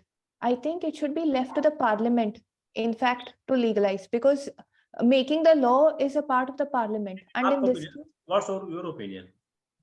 Sir, that is what, sir, I think the law for homosexual marriages as such, it should come from the parliament. And that is what even the Supreme Court has also... parliament law बनाएगा. आप क्या कहोगे अगर आप पूछा जाए कि homosexual marriages की जाए, आप क्या कहोगे? Sir, I think it should be legalized, because right now they have not barred anyone from having a homosexual relationship. So in future, if anybody wants to take ahead that relationship and give it the identity of a marriage, then I think they should be welcome to get it registered as a marriage also, sir. So I think in future they should. आप कह सकते हो कि a person, if it is a homosexual, he is homosexual by birth. They are made differently, as the boy is made differently, girl is made differently. They are made differently with respect to the sexual orientation. Can you imagine? Can a normal person imagine having a sex by man, a man, or woman by woman? No. It is the most repulsive concept for a man, woman, but not for the homosexual person. If they had made differently, then how we may deny the right of the sexual orientation which they have? And a consensus has been emerged worldwide to go right to them. And by giving right to them, what the harm is going to be in the society? If it is accepted norm as per biological parameter, then what's harm in it? Rather than so Indian marriage system maybe parliament करे या ना करे, you try to analyze and answer in this way. भाई parliament तो वही करेगा जो जनता चाहती है. जनता क्या चाहती है? आप सब जनता क्या चाहती है? और अगर इस पे आता है कि सेक्सुअल ओरिएंटेशन पे जॉब मिले, तो जो चंद्रू का आर्गुमेंट है ठीक है. Yes, sir. सेक्शन 15 का जो सेक्सुअल ओरिएंटेशन, इस पे आप नहीं रोक सकते हो. And how his sexual orientation is going to impact his work. The person is proven knowledge. उसका जो बहुत नाम है उस आदमी का, कोई आम आदमी नहीं है वो, जिसका चूज किया गया है. his big name in the law of fraternity. Yes, Akash, हमारा और क्या सवाल करो? Sir, it doesn't hamper negatively to our Indian marriage institution, which is not like purely based on how? No, it will help positively. If you marry a gay person with a girl, you are spoiling the life of a girl. If you marry a lesbian to a boy, you are spoiling the life of the boy. I know the instances this marriage failed in the first night itself.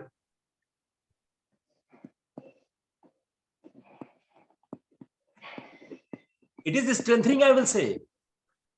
Sir एक छोटी सी बात जोड़ना चाह रहा था sir. Yeah. जैसे मतलब जो सर ने पॉइंट कहा है आकाश, वो कहना वही है, और थोड़ा सा सजग होके कहना है कि इफ यू सपोज यू, ये आर्ग्यूमेंट मान लो कहना पड़े, just in case you have to say this, कि अगर आप किसी लड़की का शादी किसी गे से कर देते हैं तो you are spoil the life of a girl, वो ठीक नहीं होगा। शायद दोनों को बोलिए फिर कि दोनों का लाइफ स्पॉइल कर रहे हैं, नहीं तो आपका बायस पकड़ लेंगे वो। Yes, sir. You got my point? Yes, sir. This will be, because it is no more a natural union then, na? And that is why it will spoil the lives of either of them. Don't say कि जो है वो girl का life खराब होगा, यानी you are prejudiced against the gay person. Getting my point? We have to be very sharp. Perhaps this question will be asked only to judge your bias and not to get an information or advice from you. Number one. Number two, please understand, you start off with this platform, ideological platform, that this particular union, the right to union or right to companionship is an individual matter. And it's an absolutely as individual matter as right to religion itself. So it is an individual matter. The difficulties which are arising out of absence of legalization are what? वो knowledge होना चाहिए, फिर आपकी moral footing होना चाहिए ना argue करने के लिए. The main difficulty that they are facing in absence of legal recognition of their union is, number one, adoption rights. Number two, the possibility of having a child with the help of a surrogate mother. You solve these problems, 90% of the grievances will be solved. You legalize it, don't legalize it, but as an absolutely independent grievance, deal with this as an independent grievance of a group of citizens. You are getting my point? Yes, sir. Don't go into cultural or moral compass at all. Usme jao hi mat aap. Don't go into that. You say that this group of people who are as good as us, they have same constitutional rights, they have same fundamental rights. So it is our duty to see that their difficulties because of absence of a legal recognition are ameliorated. And what is the way out? कि आप उनको ये दोनों rights दे दीजिए. Just allow them to raise children. That's all they want. They want to raise children, even though they are naturally inclined otherwise. But it is their fundamental rights to have this fortune of raising children. तो ये तो बहुत ही human ground पे ले जाइए इसको आप. That is my suggestion को ह्यूमन ग्राउंड पे ले जाइए. ओके, सर ने ऑलरेडी पूरा लॉजिक बता ही दिया है कि इसको ह्यूमन एंगल से ही देखना है. Why not? And sir has rightly advocated that actually it will strengthen the society and not weaken it.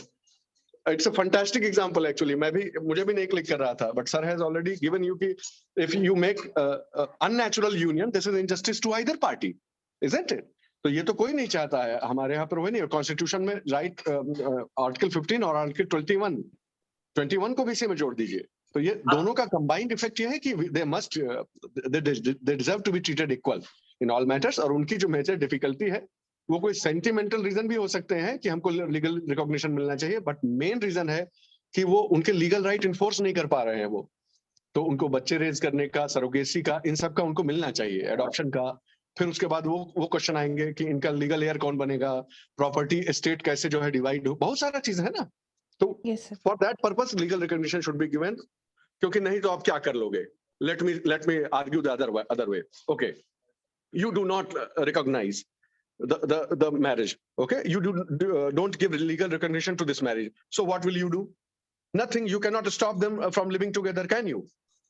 So इसमें moral discussion तो है ही नहीं. They will continue. The companionship will continue. The only thing is that you don't give legal recognition to the companionship. So what are you hurting by doing this in the name of so-called Indian culture and all? What are you hurting? You are only hurting their legal rights. Anyways, they are living together. तो सिर्फ आप उनको बच्चे नहीं raise करने दे रहे हैं, आप बाकी चीज एडॉप्शन नहीं करने दे रहे हैं. So then the purpose is defeated, the entire argument goes down. तो क्योंकि रहेंगे तो साथ में है ही, बस आप यह है कि उनको बाकी जो हमको जो सुविधाएं मौजूद हैं, so you are crippling them down from the greatest pleasures that human beings are entitled to, that is raising children. Just because they are different, they are deprived. आप summarize कर दीजिए. Just because they are different, they shouldn't be deprived from their legal things, legal rights. As simple as the Constitution does not discriminate, and so should law. Constitution discriminate नहीं कर रहा है, तो law को भी discriminate नहीं करना चाहिए.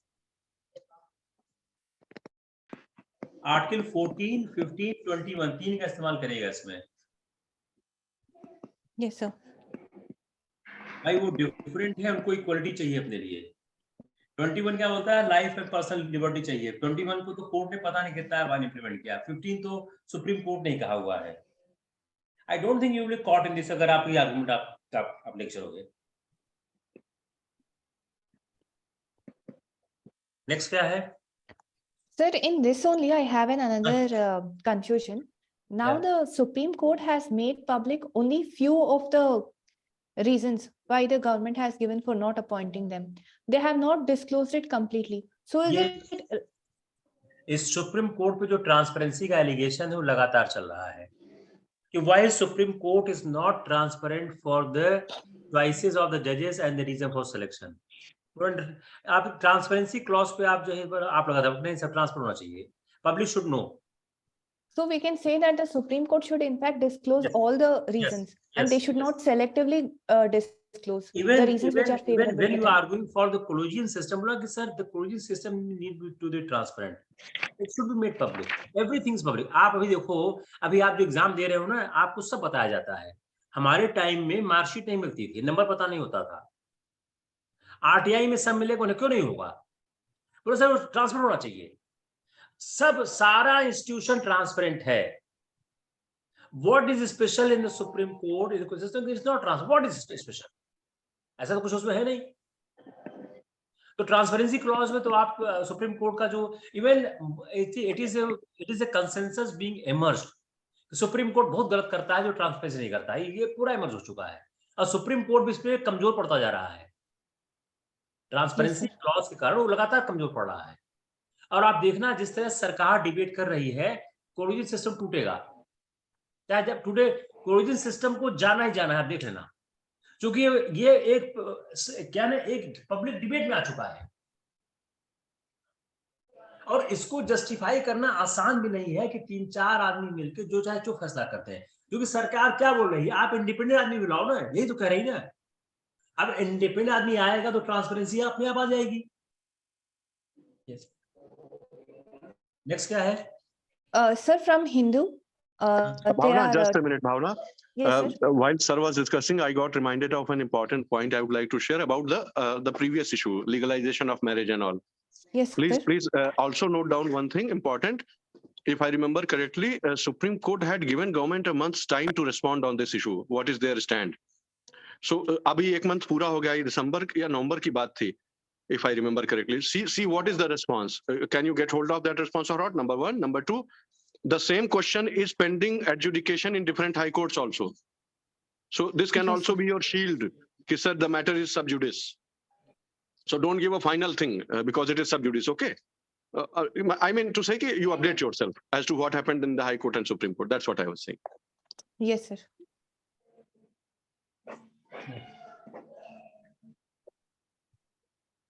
पहला है एक तो पंचायती राज वाला है। Yes, sir.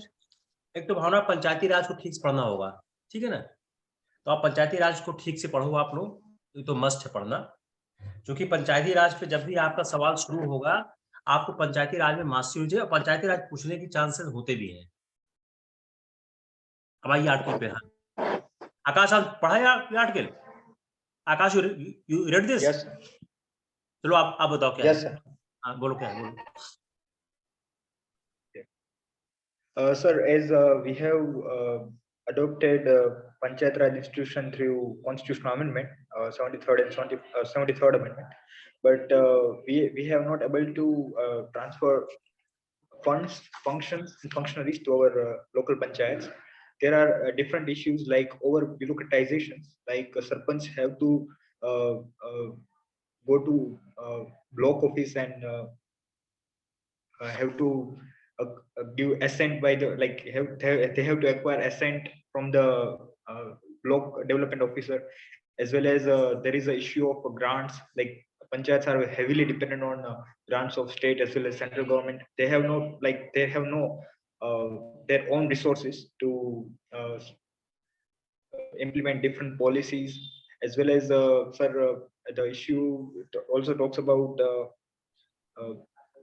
there is a infrastructural bottlenecks as well, and author suggests that if we want to decentralize our administration in real way, in real sense, then we have to give power and funds to local panchayats so they can address the local issues in much efficient manner. So, बोलो हो गया। आकाश एक मैं राय दूंगा। sir, yeah. हाँ, जब जब पूछो आर्टिकल क्या बोलता है तो आप उसको ऐसे ट्रीट करो कि ये जो सवाल है उसी को आंसर करने का। आपने बात बताई, ठीक बताई, लेकिन आर्टिकल मैं आपसे आर्टिकल क्यों एक्सप्लेन कराता हूँ, आपकी हैबिट पड़ जाए कि जो पूछा जाए वही आंसर किया जाए। Try to understand my whole pedagogical method कि हम कैसे हम लोग आपको पढ़ाना चाह रहे हैं। तो आपसे जब पूछा जाए वही आंसर करो। एक बार करोगे आदत पड़ जाएगी। या भरवा बताओ। Okay. Sir, the article, in fact, the main crux of the article is that it focuses on the issues which plague the Panchayati Raj system, wherein it is it is having the issue of funding. It has no powers to raise its own funds in most Panchayat Raj systems. And secondly, they are financially dependent on the state devolution and also from the center, even for very small activities like their everyday activities also. And the second major issue is with respect to seeking the approval for having any public works to be done or any even minor works. The sarpanch of the panchayat has to take approvals, which will itself take time. So he's at the mercy of the bureaucracy or that of the state government. And then another major issue is the shadow of the bureaucrats. Like the sarpanches can even be dismissed by the bureaucrats. So this makes them always to be subservient to the bureaucrats in order to save their own seats, sir. So these are the three major issues which the article focuses on with respect to the problems of the panchayat. आप लोग 4-5 point लिखो। पहली बात तो क्या है कि इन्होंने तेलंगाना पे रिसर्च किया है, लेकिन ये प्रॉब्लम हो सकती है across the board. First, discretionary power of the bureaucracy.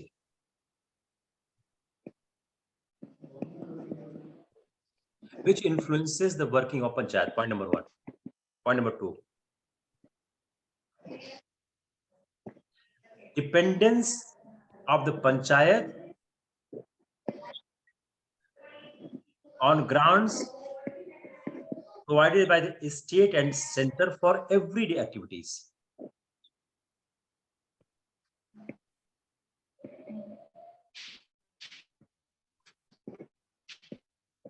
Next,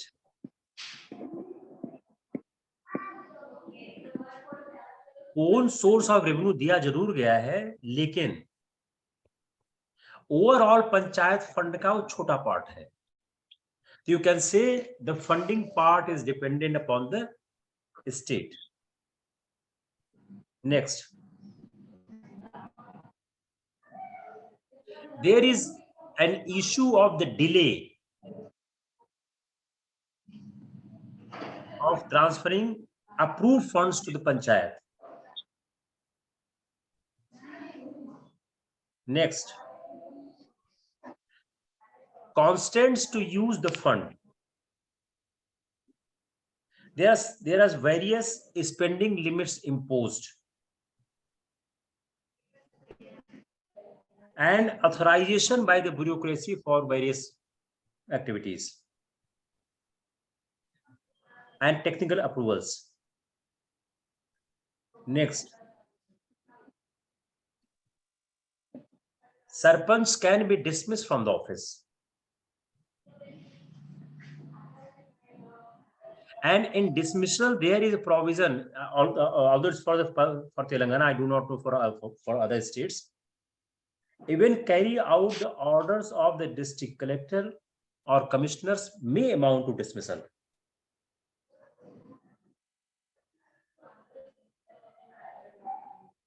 Next, there is no legal provisions across the country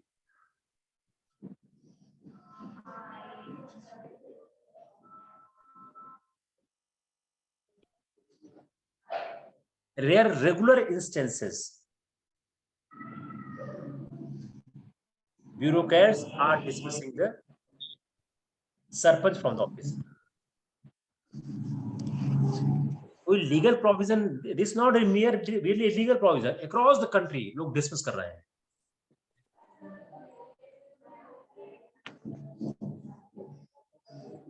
अब इससे आप कंक्लूजन पार्ट पे आते हैं कि जो डिसेंट्रलाइजेशन हुआ है, क्या हमने जेन्युइन ऑटोनॉमी दी है, नहीं दी है? इन्हीं पॉइंट के इर्द गिर्द आपका पूरा डिबेट है। तो आप लोग क्या करो, आप जो पंचायत राज वाला चैप्टर है वो पढ़ लो, इसमें हम लोग दिन डिबेट करते हैं। आप लोग पढ़ने तो अच्छे से होगा, अभी आप लोग पढ़ा नहीं है तो तब मजा नहीं आएगा।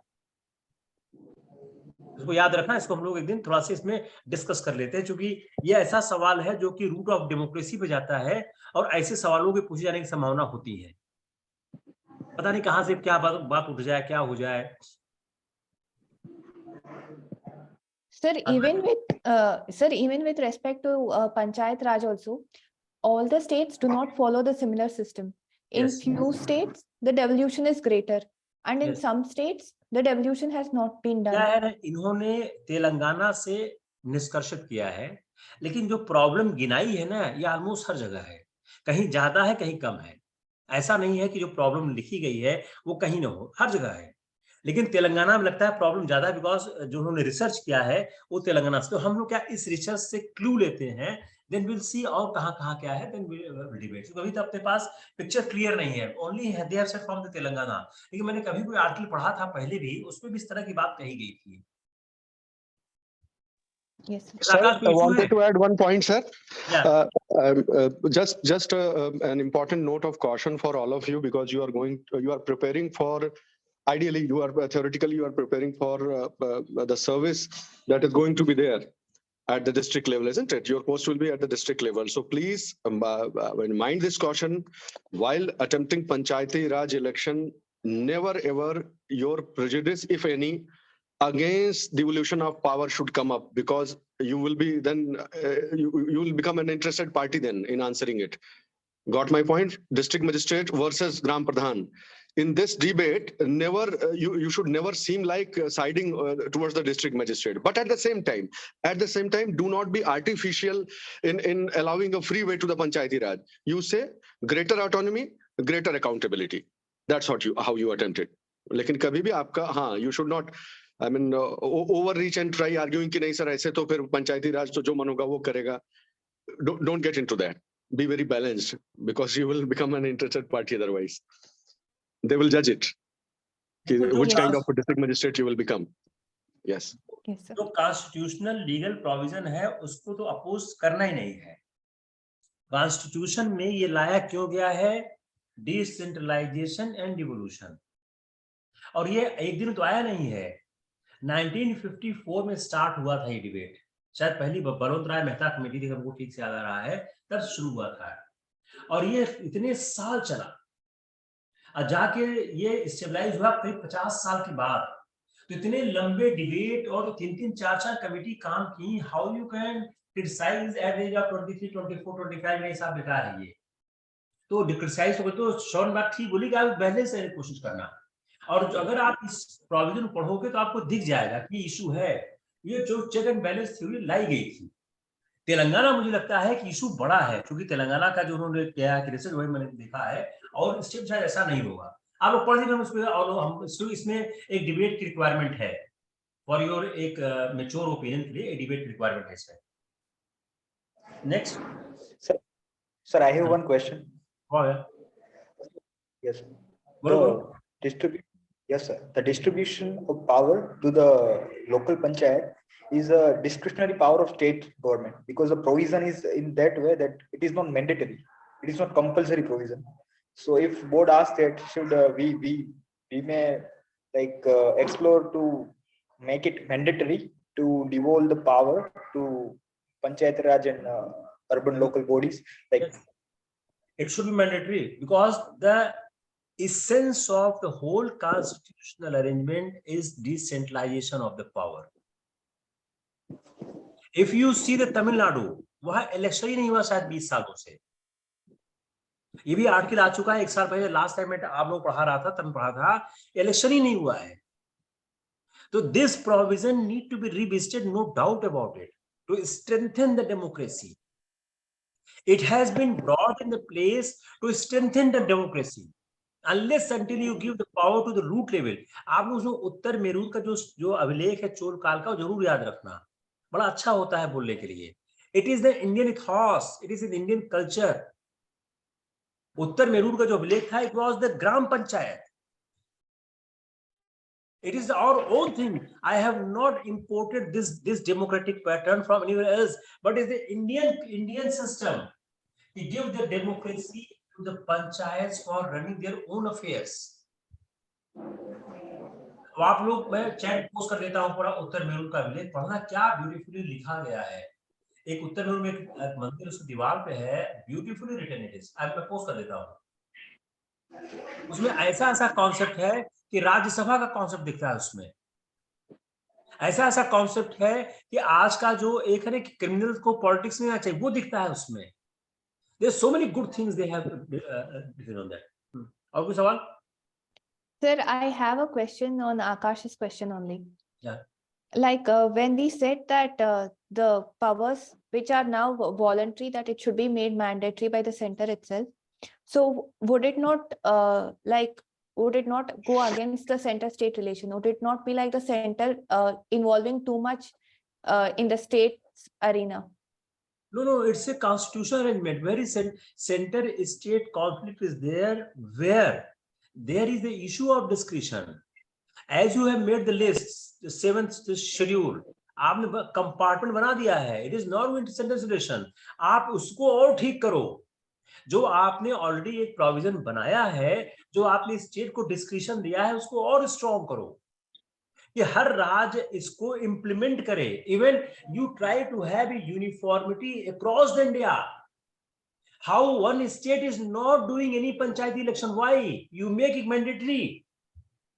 How one state can not implement it, you make it mandatory.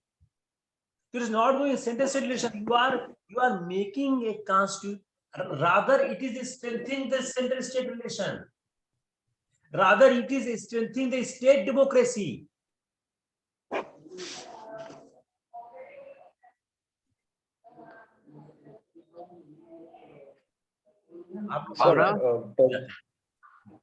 Yes, sir. Bhavana, are you able to hear? Yes, sir. Yes, sir. I was just that's a very good question, and sir has already substantively given you the conceptual framework. But I was just wondering, can we not see it from a humorous point of view that we are, if the union asks the state to devolve power mandatorily, then the union itself is not honoring devolution of power to the states, isn't it? That is the conflict you wanted to raise, isn't it? Yes, so please, we will get this way. See, legislation and executive pressure are not the only two ways to form a consensus between the states. Okay, there are so many methods by which union can raise and form a consensus amongst the states, especially in the era where national party is also present in different states. So there are so many avenues for preparing a consensus in favor of greater devolution of powers to panchayats in different states. And in fact, so many councils can be prepared. There is a representative council from where chief ministers are part. So other than the strict constitutional schedule system going through that, we should explore other ways to form a consensus between the states that yes, devolution of powers and at least regular elections of Panchayati Raj systems, they should be mandatory. Extent of devolution, that I fear would not be proper for the union to impose, because that is the very essence, that every state should be left to decide as to what is the extent of devolution that serves the society best.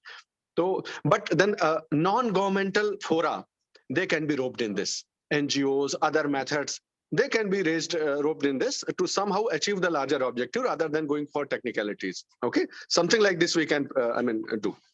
One more thing I will add, you can say a debate may be conducted on this. The juries, the eminent person should participate in it, and the state discretion need to be reduced. A framework will be given to implement this concept.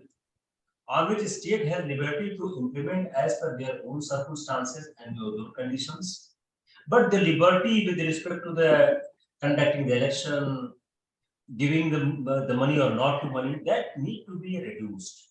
State should not, as the Telangana में जो मैंने पढ़ा है बहुत ही horrible है, जैसे मद्रास में horrible है, तो ऐसा डिस्क्रिशन हो, स्टेट को अपना काम करने देना चाहिए, ये discretion need to be controlled one, तो शायद एक बेहतर बात हो सकती है। यस, नेक्स्ट वाला क्या है?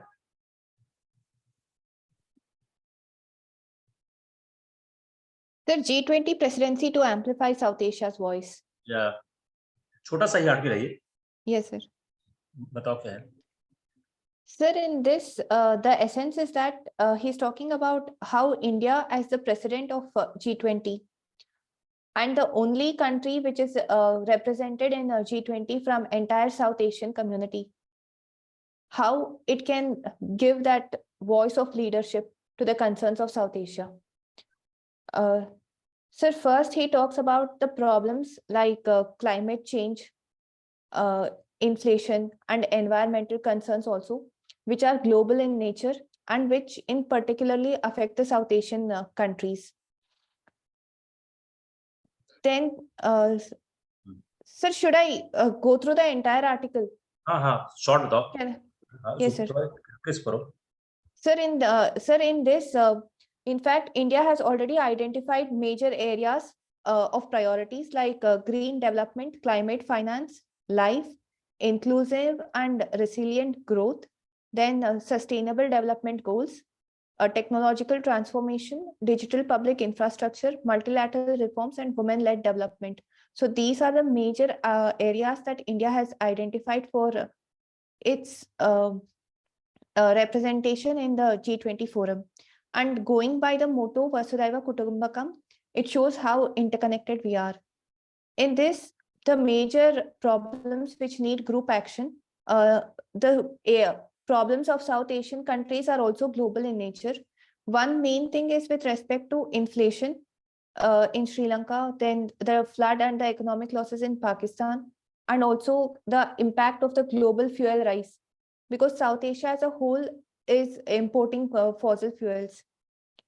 And another thing is that it is India is expected to provide a common regional voice to all these concerns of South Asian countries.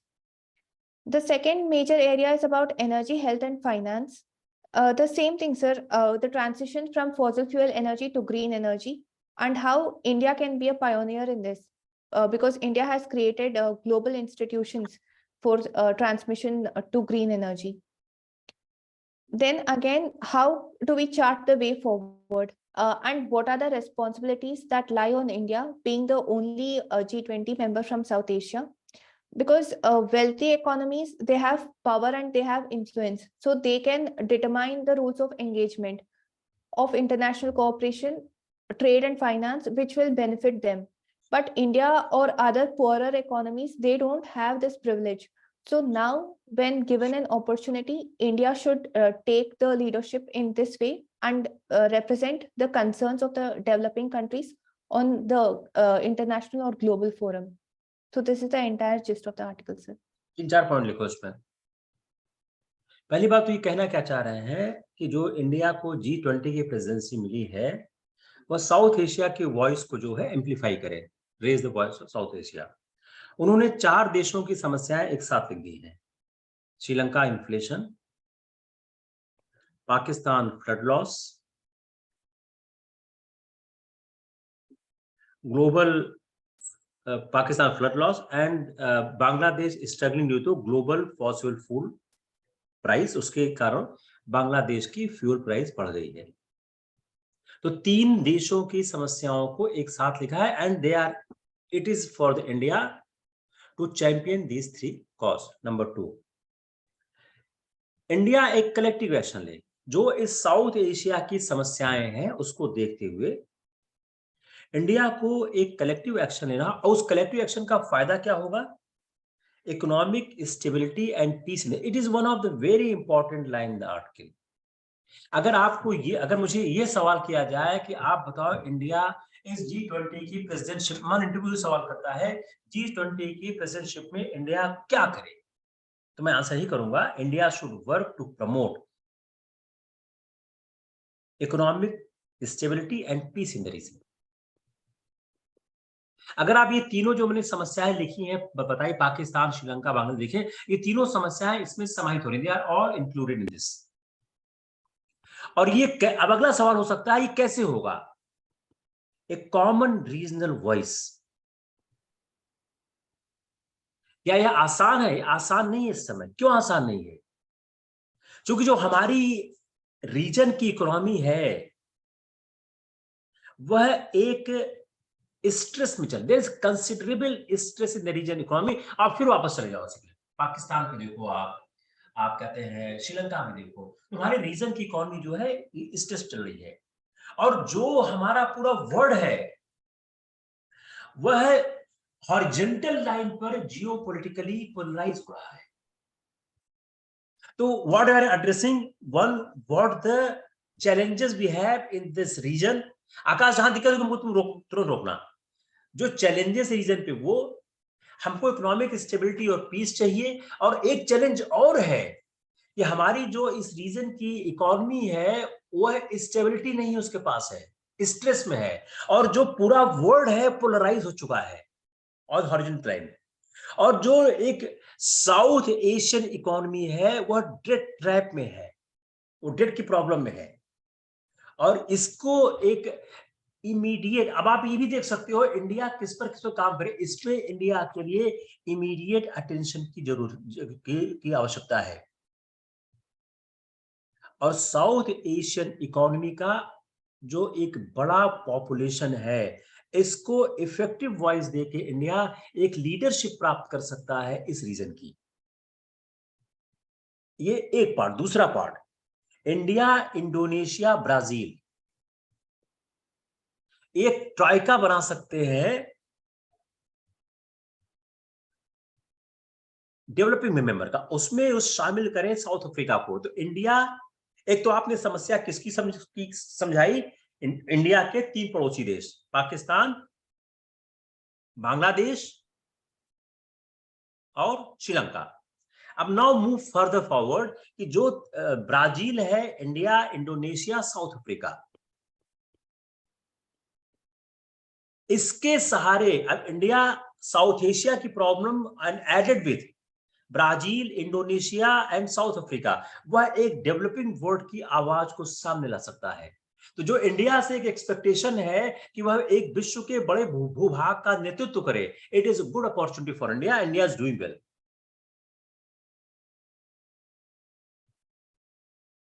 अब एक बात और क्या है कि जो हमारा ये साउथ एशियन नेशंस हैं, ये ज्यादातर एनर्जी प्रोड्यूस करते हैं फॉसिल फ्यूल से, उससे ग्रीन हाउस जनरेट होती है। अब चूंकि आपको क्लाइमेट चेंज पे काम करना, आप पेरिस एग्रीमेंट पर अटैक करो कि जो डेवलपिंग वर्ल्ड ने एक टेक्नोलॉजी ट्रांसफर की बात की है कि हमको पैसा दिया जाए, और उन्होंने प्रॉमिस भी किया था, वो मिलना चाहिए। सब भारत इस बात को भी उठाने की कोशिश करे, क्योंकि जो हमको एनर्जी की रिक्वायरमेंट है, एनर्जी महंगी है। तीसरा, health infrastructure. Health infrastructure south Asia का बिल्कुल अच्छा नहीं है, और कोविड के टाइम में हमने इसको एक्सपीरियंस किया हुआ है। इंडिया हेल्थ इंफ्रास्ट्रक्चर पे काम करे, उसमें अपनी बात करने की कोशिश करे।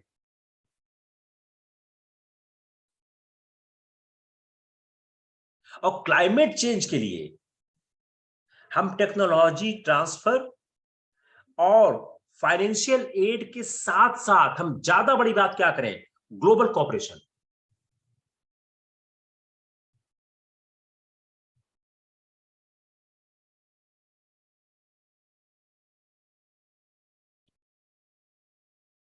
मेरे ख्याल से इस पे काम हो जाएगा आपका। ये बहुत अच्छा आर्टिकल हमने समझा आपके इंटरनेशनल रिलेशन को दूसरे दृष्टिकोण से देखने के लिए। क्या आपका जो इंटरनेशनल रिलेशन, आप कैसे आप और तरह से देख सकते हो? कोई सवाल है?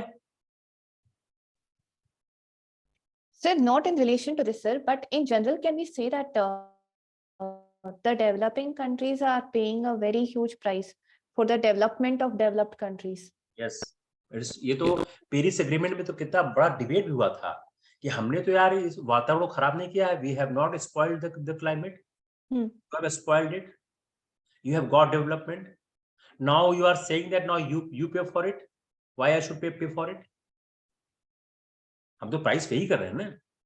जब जब जब विकास चला, आपने खूब विकास किया, खूब पैसा कमाया, आपने कॉलोनी भी बनाई, आपने उपनिवेश बनाया, हमारा सारा सामान भी ले गए, जो आपने मॉडर्नाइजेशन भी किया, हमको कुछ मिला नहीं। नाउ यू आर सेइंग नहीं, आप क्लाइमेट चेंज पे काम करो, वी नीड द कंपनसेशन। और ये एक तरह का एक्सेप्टेंस भी है, जो इंडिया की लीडरशिप इसी पे है कि for climate change we need support, we need technology. वही उन्होंने कहा ही है कि टेक्नोलॉजी और फाइनेंशियल सपोर्ट के बियॉन्ड आप बात करो, global cooperation at all level.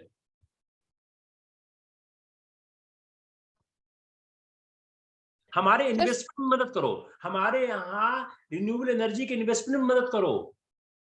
You not only give money, you support me, there need be a global cooperation। बड़ा अच्छी लाइन उन्होंने लिखी है, आप लोग, the discussion of global cooperation need to go beyond technology transfer and financial aid to cover losses and damage brought on by climate change। it is very good line।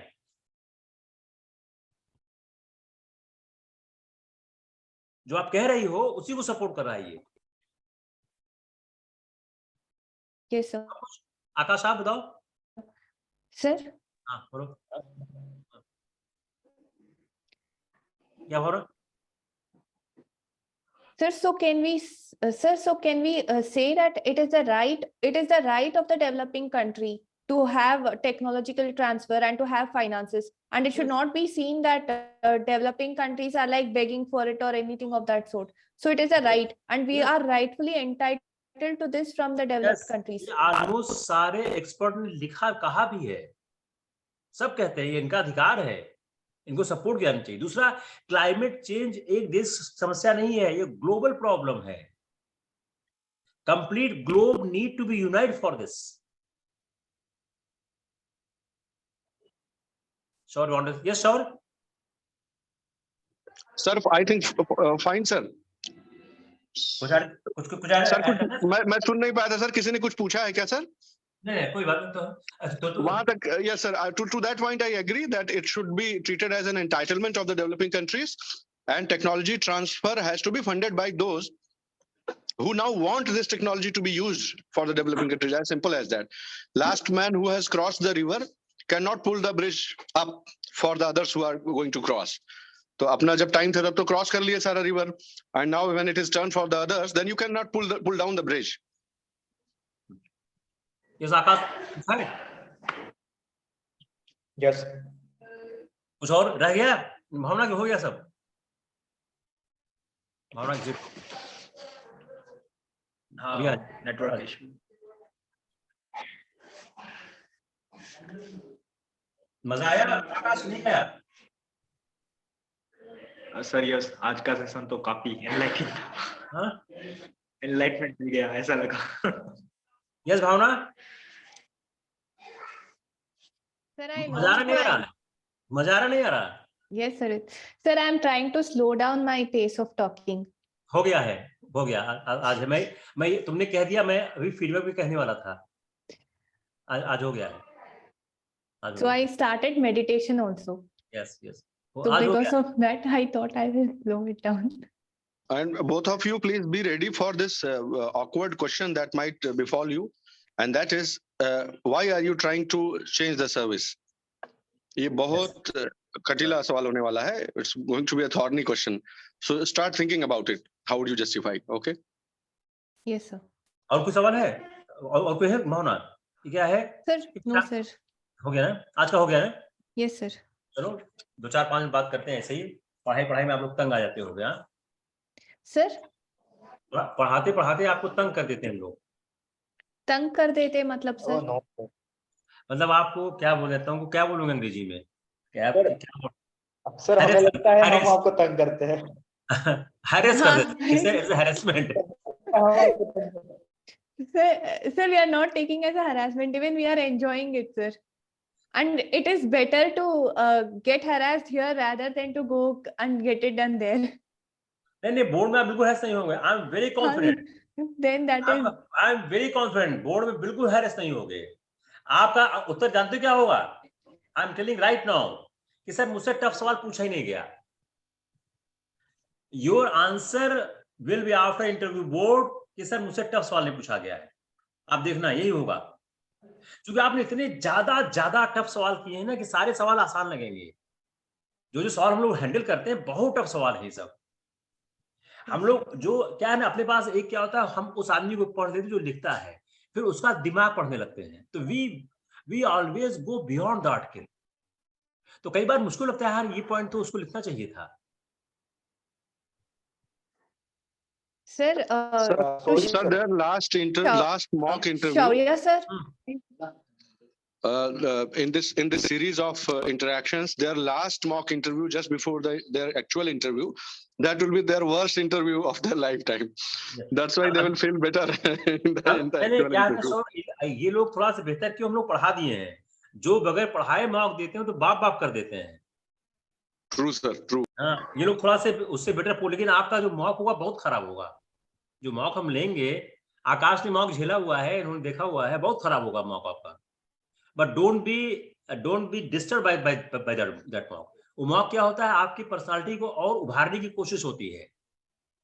जो ये जैसे नीलम ने बोला ना कि उसने बोल दिया 180 मार्क्स आएंगे, ये सब क्या है, सब फेक मॉक है. आप गए 4 गुडी सवाल पूछा, बस वेरी गुड, इससे कुछ नहीं होता है. We don't like these mocks. Sir?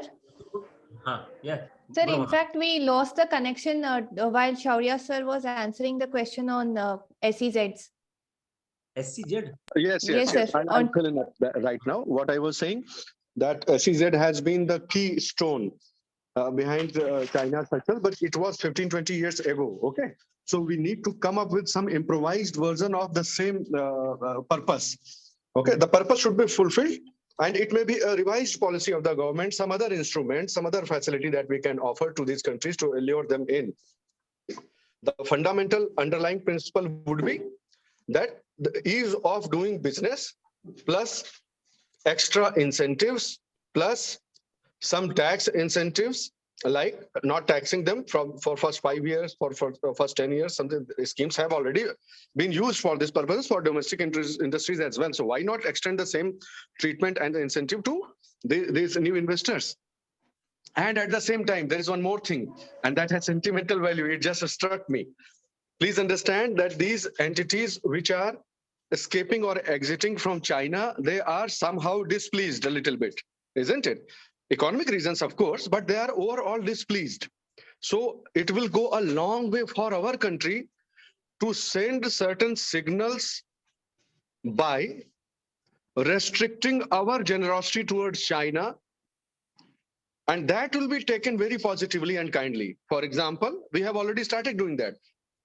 Banning some Chinese apps, okay?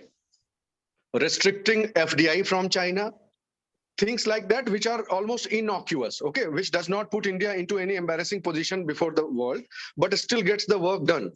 The message should be loud and clear. Why am I saying that? Because in a very good article I had read somewhere that India cannot expect to be a free rider on some other countries. India will have to take some stand at least, so that others also have trust issues with India, that they are on the same page.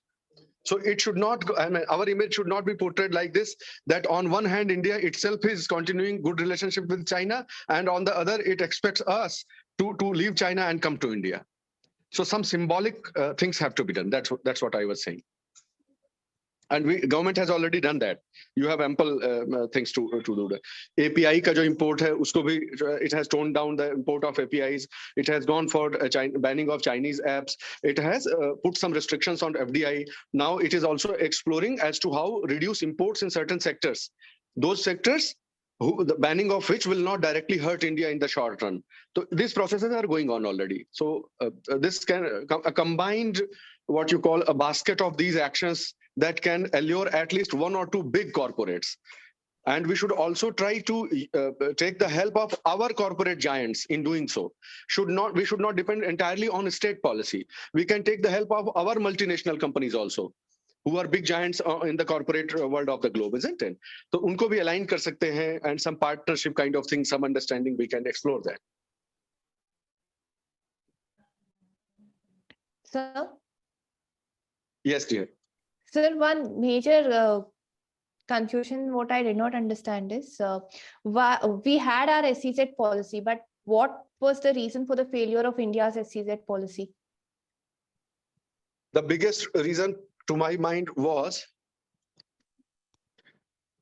that we were very late. As sir has already pointed out in earlier discussions, we actually missed the bus, to be very true. Okay.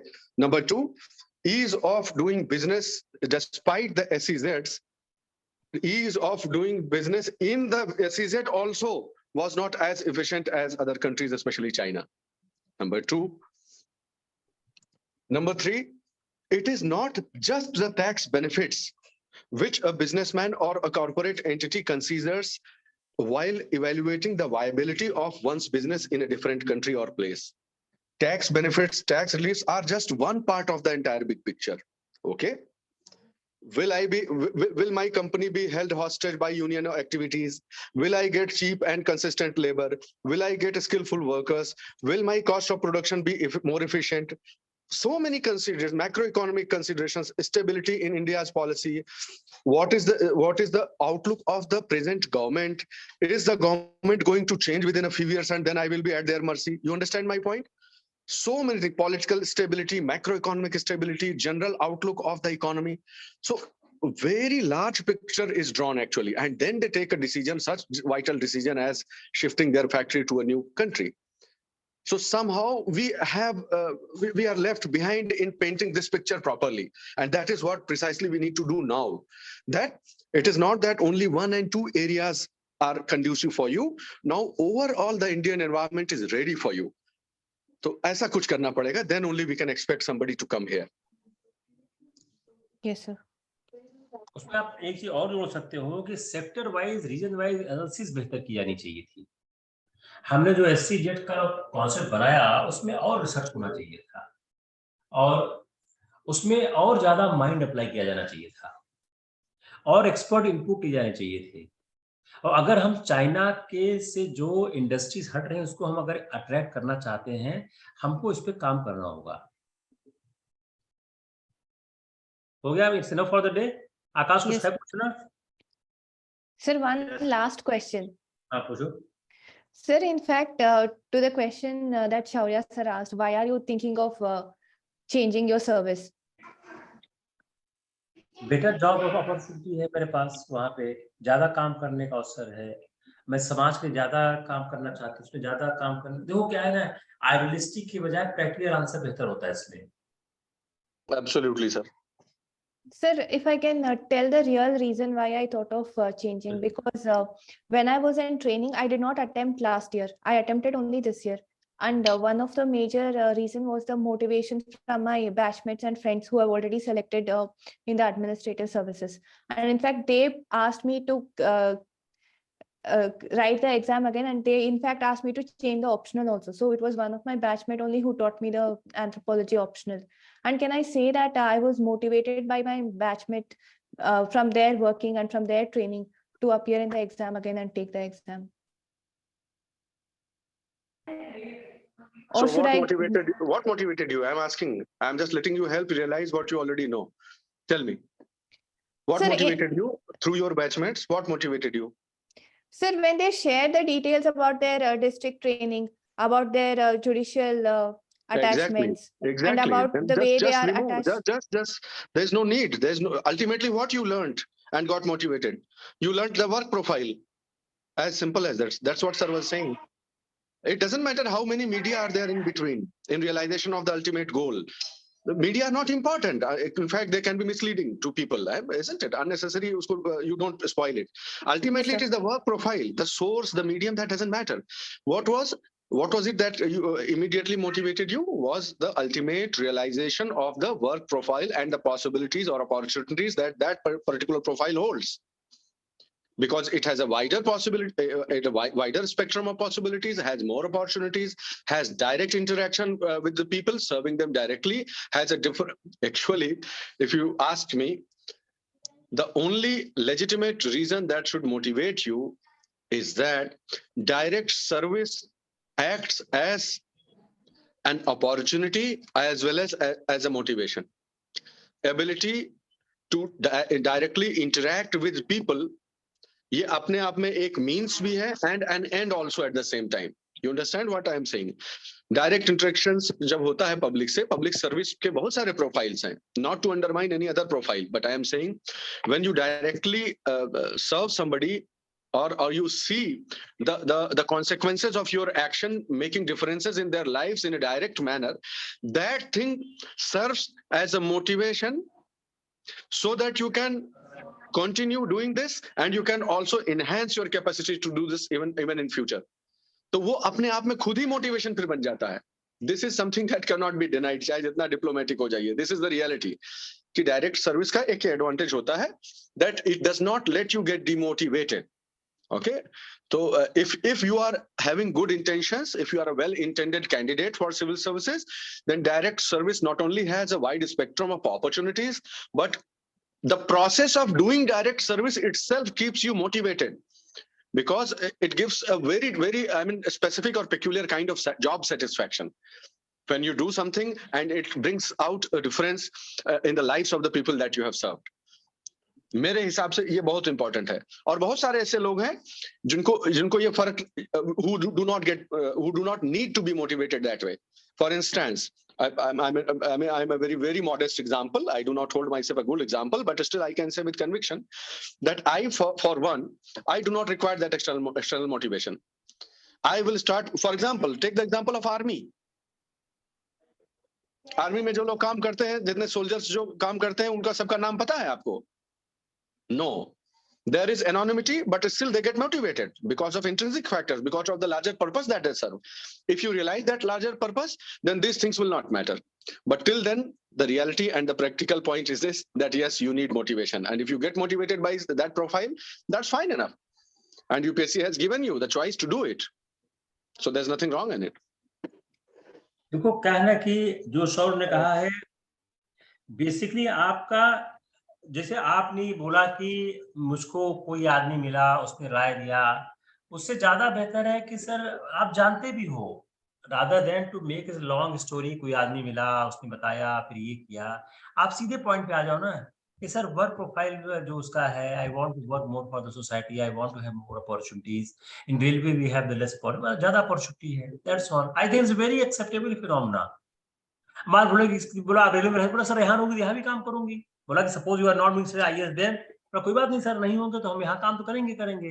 But everyone wants to a good opportunity to work for the society, for the cause, and there is more society, there is more scope for the society. बात सही भी है, ये भी बहुत perfect answer है, इसमें कोई दिक्कत नहीं आएगी.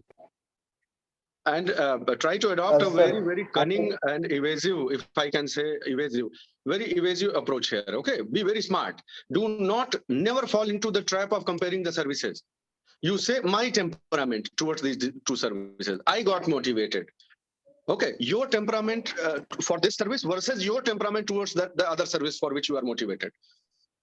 Try to avoid comparison of this thing. Okay, और अब इसका कुछ नहीं कर सकता कोई. Nobody can question this कि क्यों तुम्हें पसंद है. This answer is absurd. This question is absurd. Okay, don't worry. When you leave it to your individual liking and your individual motivation, then there is no key. Why are you liking this service so much? They will not go to that extent. They understand this. As sir rightly pointed out, they don't want this. All that they want to hear is that you are not misguided by the notions of false power and sense of authority. That is all they want. कि वो नहीं होना चाहिए. You should give a balanced answer. That's all. Otherwise, there is no ideal answer for this. इस question से आप out नहीं होगे, इस आंसर आउट नहीं होगे. Yes sir. यस आकाश, क्या पूछ रहे बेटा? सर अगर ऐसा क्वेश्चन वो पूछे board, then why haven't you joined NGO or political party etc? Why you haven't? If you want to like check. बोला सर मैं Yes, कहीं like if you want मैं बोला सर मैं सामान्य घर से आता हूँ, रोजी रोटी का जुगाड़ लाइफ में चाहिए, एनजीओ से क्या करूंगा, बड़ा सा काम तो बड़ा सा हर आदमी जिंदगी में स्थायी करता है, काम करता है, तो काम के साथ साथ एनजीओ कोई ऐसा नहीं है आप क्यों नहीं ज्वाइन किए, अब थोड़ी बोल रहा हूँ मैं सोशल सर्विस कर रहा हूँ, थोड़ी कह रहे हो आप, क्या कह रहे हो कि हम ऐसा काम चाहते हैं जो रुचि के अनुसार हो, जिसमें कहते हैं लोगों के लिए मदद हो जाए, ये आप कह रहे हो ना, या कोई ऐसा थोड़ी समाज सुधारक हो गए हो, कोई बुद्ध हो गए हो, घर छोड़ दिया और चल गए, थोड़ी कह रहे हो आप तो जो आप काम करने जा रहे हो उसमें एक बेहतर आपको अपॉर्चुनिटी मिले, जिसमें आपको सेटिस्फैक्शन मिले, आपके टेम्परामेंट का, यही तो आप कह रहे हो ना। ये कभी मत बोलो कि हम समाज सुधार के लिए जन्म लिए हैं, हमको समाज सुधार करना, ये सब बहुत फेक आंसर है। Please understand, Akash, what happens is actually empowering others has to go through the first step of empowering yourself. Okay, this is the hard reality. So if you want to serve others, you need to first empower yourself. And this is the process of empowerment that you have joined. Preparing for civil services, being a part of the greatest machinery that existed in the nation ever. That is the best way to empower yourself, especially considering the backgrounds that we come from. Not many opportunities are there. You cannot just join politics and become an MLA right away. That requires a different kind of background, different kind of skill set. So according to your skill sets, according to your predisposition, and according to your family background and economic social background, this is one of the finest opportunities that Constitution of India has offered to a student of this country. And you are making use of that process. You are trying to translate that privilege into your empowerment. Once you get empowered, then there are a number of ways to serve others. What is the problem with the NGO? There is a problem with the NGO. An individual lifetime of 40, 50 years of active life is too less to first spend in accumulation of resources and then concentrate on distribution of resources. So why not become part of a machinery where resources are already at your disposal? You just have to ensure efficient distribution and allocation of the resources to the citizens of the country. Why not? Why not just immediately double the efficiency? समझ गए बात को? That's the issue. NGO में रहोगे तो पहले collect करना पड़ेगा रिसोर्स, 30-40 साल उसी में निकल जाएंगे तुम्हारे किसी भी रिस्पेक्टेबल लेवल में पहुंचने में। यहाँ पर हम लोगों ने इनकम टैक्स वाले लोग सब इकट्ठा करके दिए हुए हैं पैसा, you go there and just spend it wisely and honestly, that's all you need to do. एक एनजीओ हम लोग एज आईआरएस होकर चला रहे हैं, हम लोग पढ़ा रहे हैं, देखो इसमें कितनी दिक्कत है, ये भी एनजीओ ही तो है ना। और क्या है इसमें, अपने को टीचर नहीं मिलते हैं, अपने को फाइनेंस नहीं मिलता है, अपने को स्टूडेंट नहीं मिलते हैं, कितनी कितनी समस्याएं होता है, आपको समस्या है। तो आप जबकि अपने पास एक अच्छा एक्सपीरियंस है, अपने मेहनत किया, स्टडी किया, समझा चीजों को, तो आप इससे भी अपने को बिल्डअप कर सकते हो कि हाँ एनजीओ चला मुश्किल काम है, बहुत बड़ा काम। मैं फेक एनजीओ बात नहीं कर रहा हूँ, जो एनजीओ बनता है पैसा कमाने के बात नहीं कर रहा हूँ। I am talking genuine NGO जो समाज में कुछ करना चाहता है। चलो फिर आज काफी हो गया, आज तो ऑलमोस्ट 3 घंटा हो गया। ओह माय गॉड, पता नहीं चला। आज 6:15 शुरू किया, 9 बज गया। टाइम का पता नहीं चलता है। Thank you so much sir. But very quality time we devote, not only you, we as mentor also. मेरा भी ये दिन का बहुत ही क्वालिटी प्रोडक्टिव टाइम होता है। True sir, same here. बहुत प्रोडक्टिव टाइम है। आप लोग क्या लर्न करते हो तो आप आंसर बोले वी लर्निंग अ लॉट। आप लोग हमारे टीचर ही हो, आल्सो टीचिंग अस। यहाँ पे कोई स्टूडेंट नहीं है, यहाँ पे सब टीचर ही है, म्यूचुअल ट्रांसफर हो रहा है इंफॉर्मेशन का। चलो टेक केयर, फिर good night, see you again. Thank you sir, good night sir, प्रणाम sir. Thank you sir. Thank you sir.